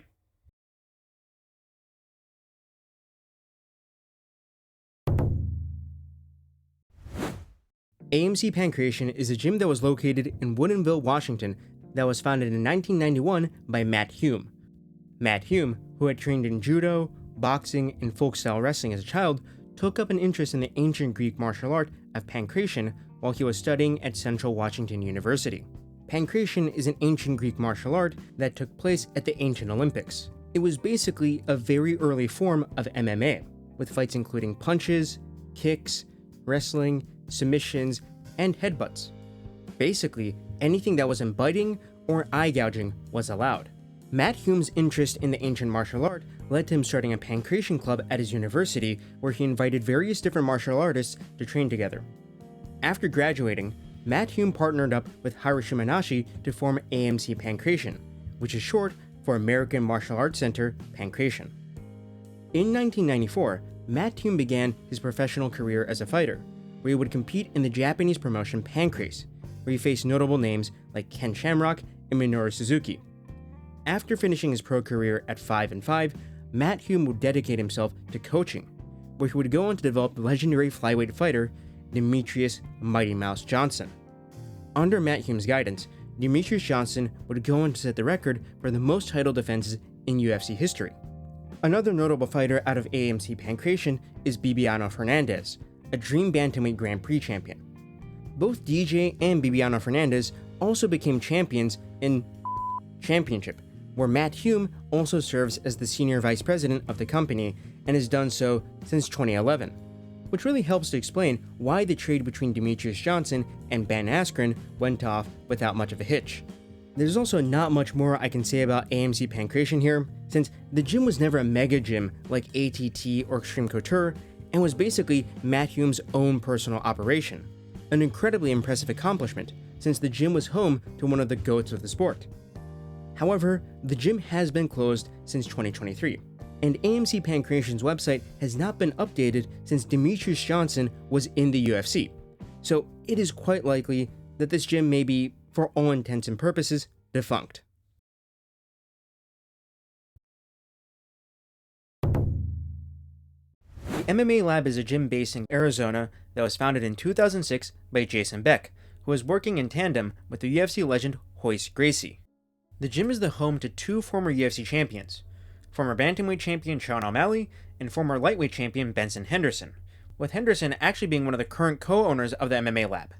When the MMA Lab was founded in 2006, it was done so by investment companies owned by Jason Beck and Royce Gracie, who then later on, in 2012, transferred their stakes in the gym to Benson Henderson. The head coach of the MMA Lab is John Crouch, who was brought on by Jason Beck and Royce Gracie when they owned the gym. And then of course, Benson Henderson is another coach there, and he needs no introduction really, like multiple-time UFC and WEC champion, popularizer of the calf kick, and toothpick enthusiast. When you think of the MMA Lab, I'm sure that many of you think of Mr. Canelo Alvarez from Temu himself, Tim Welch. However, Tim Welch actually isn't a coach at the MMA Lab per se. He's a private coach for Sean O'Malley, who also happens to be a member of the MMA Lab team, which is why he isn't listed on the MMA Lab website as an instructor. This is also why on Sean O'Malley's ESPN and Tapology page, he's listed under Red Hawk Academy. Red Hawk was Tim Welch's fighter nickname when he was still actively competing. When it comes to the MMA Lab, it is undoubtedly one of the best modern gyms for the lower weight classes, and specifically the bantamweight division.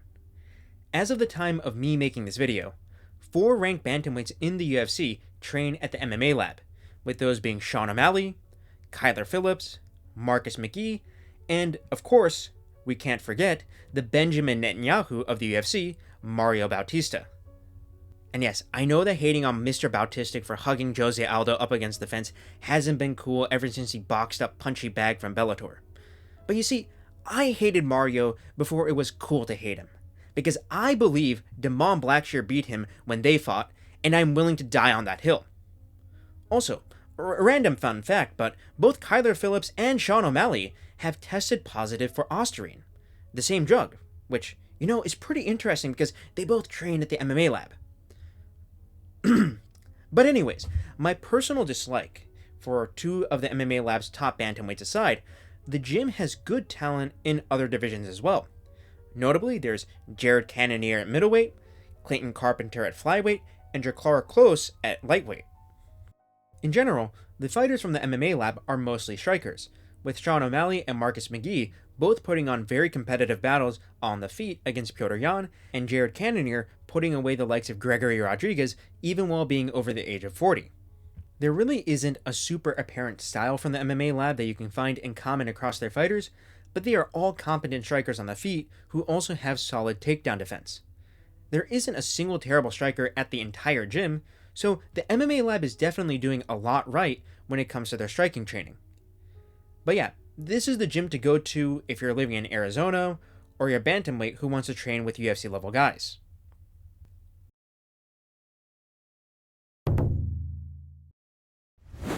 Pitbull Brothers are an MMA gym with multiple branches, but have their main location set in Natal, Rio Grande do Norte, Brazil. And as you might have guessed from the name, the gym was started by the brothers Patricio and Patricky Pitbull, and their late coach, Bruno Govina. The brothers originally trained in Jiu-Jitsu under Alexandre Bosco, where they earned their black belts before making the transition to MMA. Together, the brothers became a staple of the MMA promotion Bellator, with Patricio becoming the organization's greatest and longest reigning champion. However, after Bellator was purchased by the PFL, Patricio left for the UFC while Patricky signed with Rizin. Although the brothers are in the twilight of their careers, they are continuing to fight and train at the gym, with many of them working with fighters on the Brazilian regional scene. Although there are no UFC fighters at Pitbull Brothers besides Patricio, one of the most unique stylistic aspects of the gym is its integration of karate into the striking systems there. While he was at Bellator, Patricio Pitbull became very well known for his use of karate to blitz in and land his right hand, or to get his opponent to crash in and land the right hand as a counter. Patricio learned how to fight this way from the Brazilian national karate coach, Mano Santana, to help make up for Patricio's limited reach as a featherweight. Using this karate blitz, Patricio successfully KO'd Michael Chandler to win the Bellator lightweight title, and successfully defended his featherweight title against future Bellator and Rising champion Juan Archuleta. Pitbull's success in Bellator led to Henry Cejudo training with Mano Santana, which led to Cejudo's famous bladed stance, which he employed to great success in his fights against Wilson Hayes and Dominic Cruz. Paulo Costa also came in the past to train with the Pitbull Brothers to help prepare himself to fight Robert Whittaker, who employs a similar karate blitz to Patricio. For further analysis on this topic, I would highly recommend Jack Slack's Filthy Casual's guide on Patricio Pitbull's karate blitz, as he explains it way better than myself. And if you look at the Pitbull Brothers gym, you will see that they continue to offer karate classes, which makes it very unique among MMA gyms.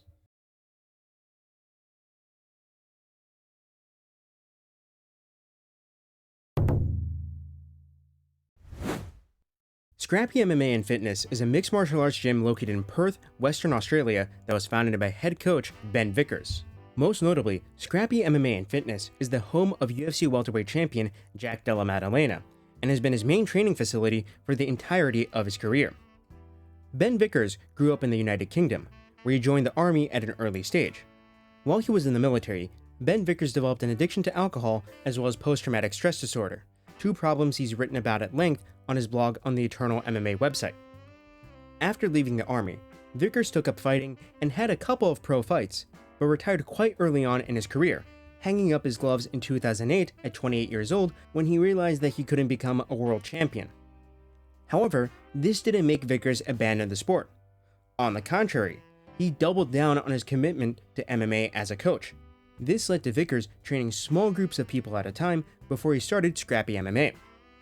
Jack Della Maddalena and his brother, Josh Della, joined Scrappy MMA very early on into the development of the Scrappy MMA team, with Jack stating that he joined Scrappy when he was around 13 to 14 years old, which puts his date joining the gym around 2009 to 2011. In 2015, one of the most major changes in Scrappy MMA's short history happened, as Cam O'Neill, the father of UFC women's flyweight Casey O'Neill and the founder of Eternal MMA, Australia's largest regional promotion, brought the show to Perth. As Eternal MMA put on their event, Cam O'Neill and Ben Vickers began to work together, which eventually led to Vickers buying a share in Eternal MMA, making him a co-owner. This makes Ben Vickers a promoter and gym owner, which presents a conflict of interest. However, Ben Vickers has said that his main goal with Eternal MMA is to make sure his fighters can get fights, and that the aim of the promotion is to develop talent that can perform at the highest level in the UFC. As a coach, Ben Vickers believes that a fighter's health should be prioritized beyond all else, stating that he will tell fighters to stay away from training if they believe they have suffered a concussion or any other form of brain trauma, even if they haven't been diagnosed. Scrappy MMA has a very strict code for health, safety, and cleanliness, including mandatory showers before and after training.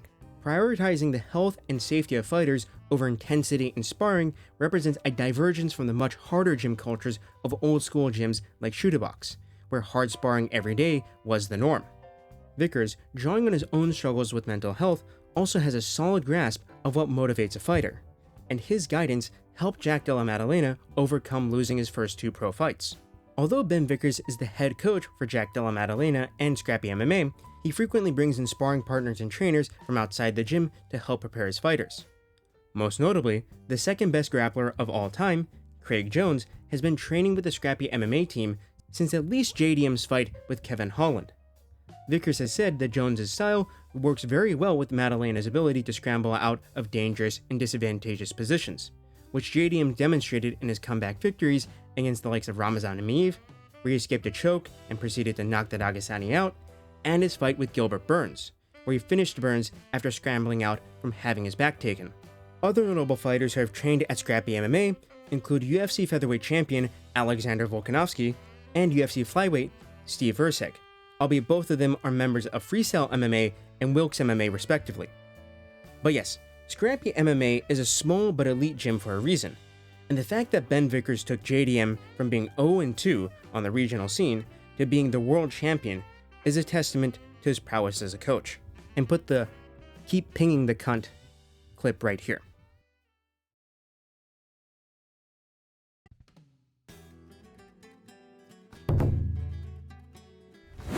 MMA Masters is a gym located in Hialeah, Miami County, Florida that was founded in 2009 by Cesar Carnerio and Daniel Valverde. Notable fighters who train at the gym include Colby Covington, Nate Landwehr, Priscilla Cachoeira, and Gabriel Fernandez. And some fighters who have trained at the gym in the past include Ricardo Lamas, Ilya Tapuria, and Themba Garimbo. With Themba forming a close friendship with Colby Covington while training at MMA Masters, although Colby and Themba ended up having a falling out later on when Colby tried to kick Themba out of the treadmill room at the UFC PI while they were cutting weight. Daniel Valverde is a Brazilian Jiu-Jitsu black belt with an extensive record of competition in the early 2000s. However, Cesar Carnerio is who really makes this gym unique, because while most striking coaches at MMA gyms have a background in boxing, kickboxing, or Muay Thai, Cesar Carnerio's backbone discipline is capoeira. Carnerio began training in capoeira when he was 6 years old, and spent over a decade learning the striking style. He would also later on learn boxing and Muay Thai, but he has taught his capoeira style to a number of his students. Most notably, Colby Covington, who is typically thought of as your run-of-the-mill folk-style American wrestler, was throwing tornado kicks in his fight against Joaquin Buckley. Another one of his students, Gabriel Fernandez, head-kicked and then submitted the undefeated Wang Kong, who was a -900 favorite in that fight. So yes, while capoeira might not be the most practical martial art out there for mixed martial arts, this is the gym to go to if you want to learn how to actually implement those wild techniques into your striking repertoire, as Cesar is the only MMA coach I've been able to find who has a background in this fighting style. However, the weakness of fighters from MMA Masters has got to be their striking defense. While they are both very tough, Colby Covington and Nate Landwehr have both suffered multiple losses where they were picked apart with boxing combinations, with Colby being beaten to pulp by Buckley, and Nate being TKO'd by Doo Ho Choi and Morgan Charriere. However, even if it's just for the capoeira alone, this gym makes itself stand out.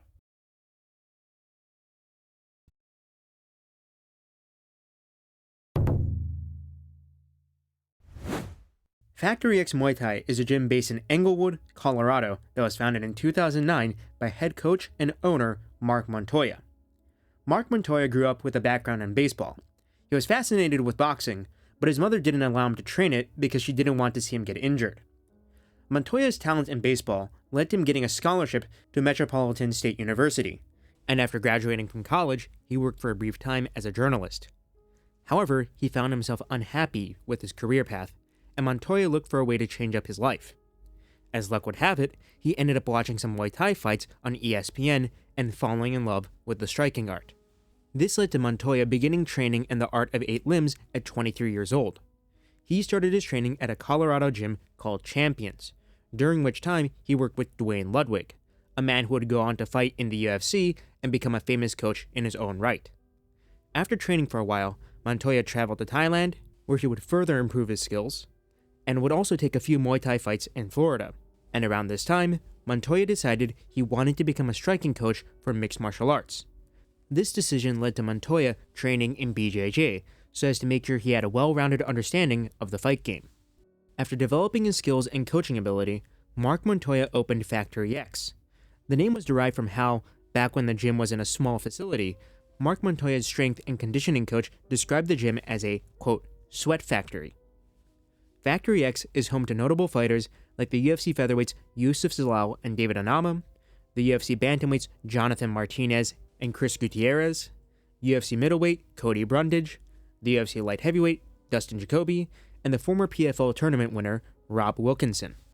Fighters who have trained at the gym in the past include UFC flyweight Brandon Royval, UFC lightweight Alexander Hernandez, UFC light heavyweight Anthony On Paper Smith, and, somewhat infamously, James Krause and Isaac Dolgarian, who I will get to in a bit.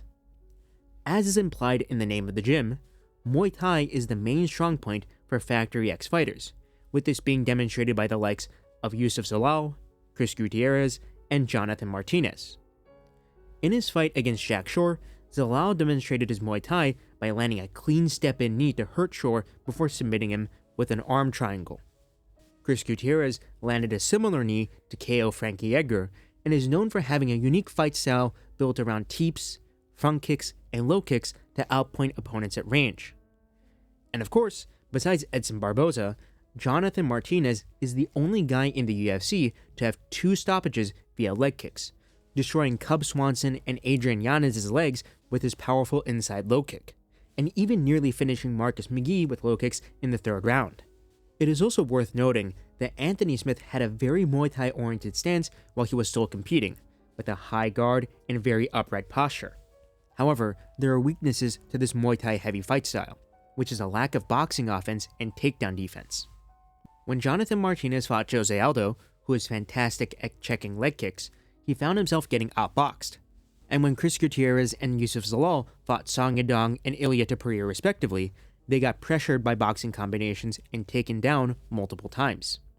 And controversially, individuals who have trained at factoryX have come under scrutiny for possibly being involved in fight fixing. In 2022, the former factoryX fighter James Krause, who by this time had become a coach at his own gym, Glory MMA and Fitness, was involved in a sports betting fraud investigation regarding a fight involving Derek Minner, who was one of the fighters he coached. In a UFC Apex prelim, where Minner faced Shaylin Nuerdembeki, there was a suspicious shift in the betting odds close to the fight, with a lot of bets coming in on Shaylin to win by TKO in the 1st round. And when the fight took place, Minner threw a kick that caused him to buckle in pain, leading to Shaylin getting a win by TKO in the 1st round. And after the fight, it was revealed that Minner had fought with a torn ACL, and that the finishing sequence happened precisely because Minner had kicked with the injured leg. James Krause, who had admitted to betting on his fighters' own fights, as well as running a betting Discord where he would sell picks and even post losses for his clients, was suspended from coaching in the UFC. All of the fighters who were training with Krause were then required to find other gyms to train at. And this incident involving James Krause led to the UFC banning fighters, their friends, and close associates from betting on fights. Then, 3 years after the incident with Krause, another individual associated with factoryX ended up getting embroiled in a betting scandal. The featherweight prospect Isaac Dolgarian, who had been training out of factoryX, was scheduled to fight Yadir Deval. Leading up to the fight, Isaac was a moderate favorite to win. However, a few days before the fight took place, there was a drastic shift in the betting line, with a great deal of money coming in on Yadir to win by finish. And as was the case with the Derek Minner fight, the fight between Dolgarian and Delval ended in a 1st round submission win for Delval. This performance from Dolgarian was particularly suspect, since Dolgarian was a prospect best known for his grappling prowess, and he made multiple mistakes in the grappling that were uncharacteristic for a fighter with his talents. This bizarre performance and the shift in the betting line led to the fight becoming the subject of an FBI investigation. Isaac Dolgarian was subsequently cut from the UFC, and he was also ejected from the factoryX team. During this time, there was an allegation that the FBI had raided the factoryX gym and confiscated a number of fighters' phones for an investigation. However, factoryX publicly denied this, and also posted a photo of the fight team holding up their phones to prove that they still had them. As of the time of me making this video, this new situation involving Isaac Dolgarian is still developing. Mark Montoya has gone on the record denying any involvement with fight fixing, and so have other fighters from the gym. And since there has been nothing conclusive so far, I have to end this section on this. If there is any fight fixing ring at factoryX, I hope it is busted as soon as possible. However, if they are clear, which I'm currently leaning towards being the case, I hope that the gym gets to keep its reputation intact, as it is incredibly difficult to clear one's name after these kinds of allegations are made. All right. Wow. That was a lot of content, wasn't it? Over 3 hours of incredibly niche information about all the different MMA gyms. And here's the thing. There are still many, many more gyms. For example, I didn't cover Brazil Top Team, which is the predecessor gym to American Top Team. I didn't go over Dar Pro Team Kazakhstan, which is Shavkat Rakhmonov and Asu Almabayev's gym. I didn't go over All Stars in Sweden, where Alexander Gustafsson trained and Hamzat Chimaev trained for a while. But man, these videos, they took a lot out of me, like psychologically. Researching a single gym takes, at least 2 to 3 hours, and then, writing the script, editing the video, all of that. And it got very repetitive for me. So I'm going to have to end this series here for the sake of my own mental health. And yes, thank you for all of the support. And thank you to all of my Nickers on Patreon and all of my channel members. Thanks.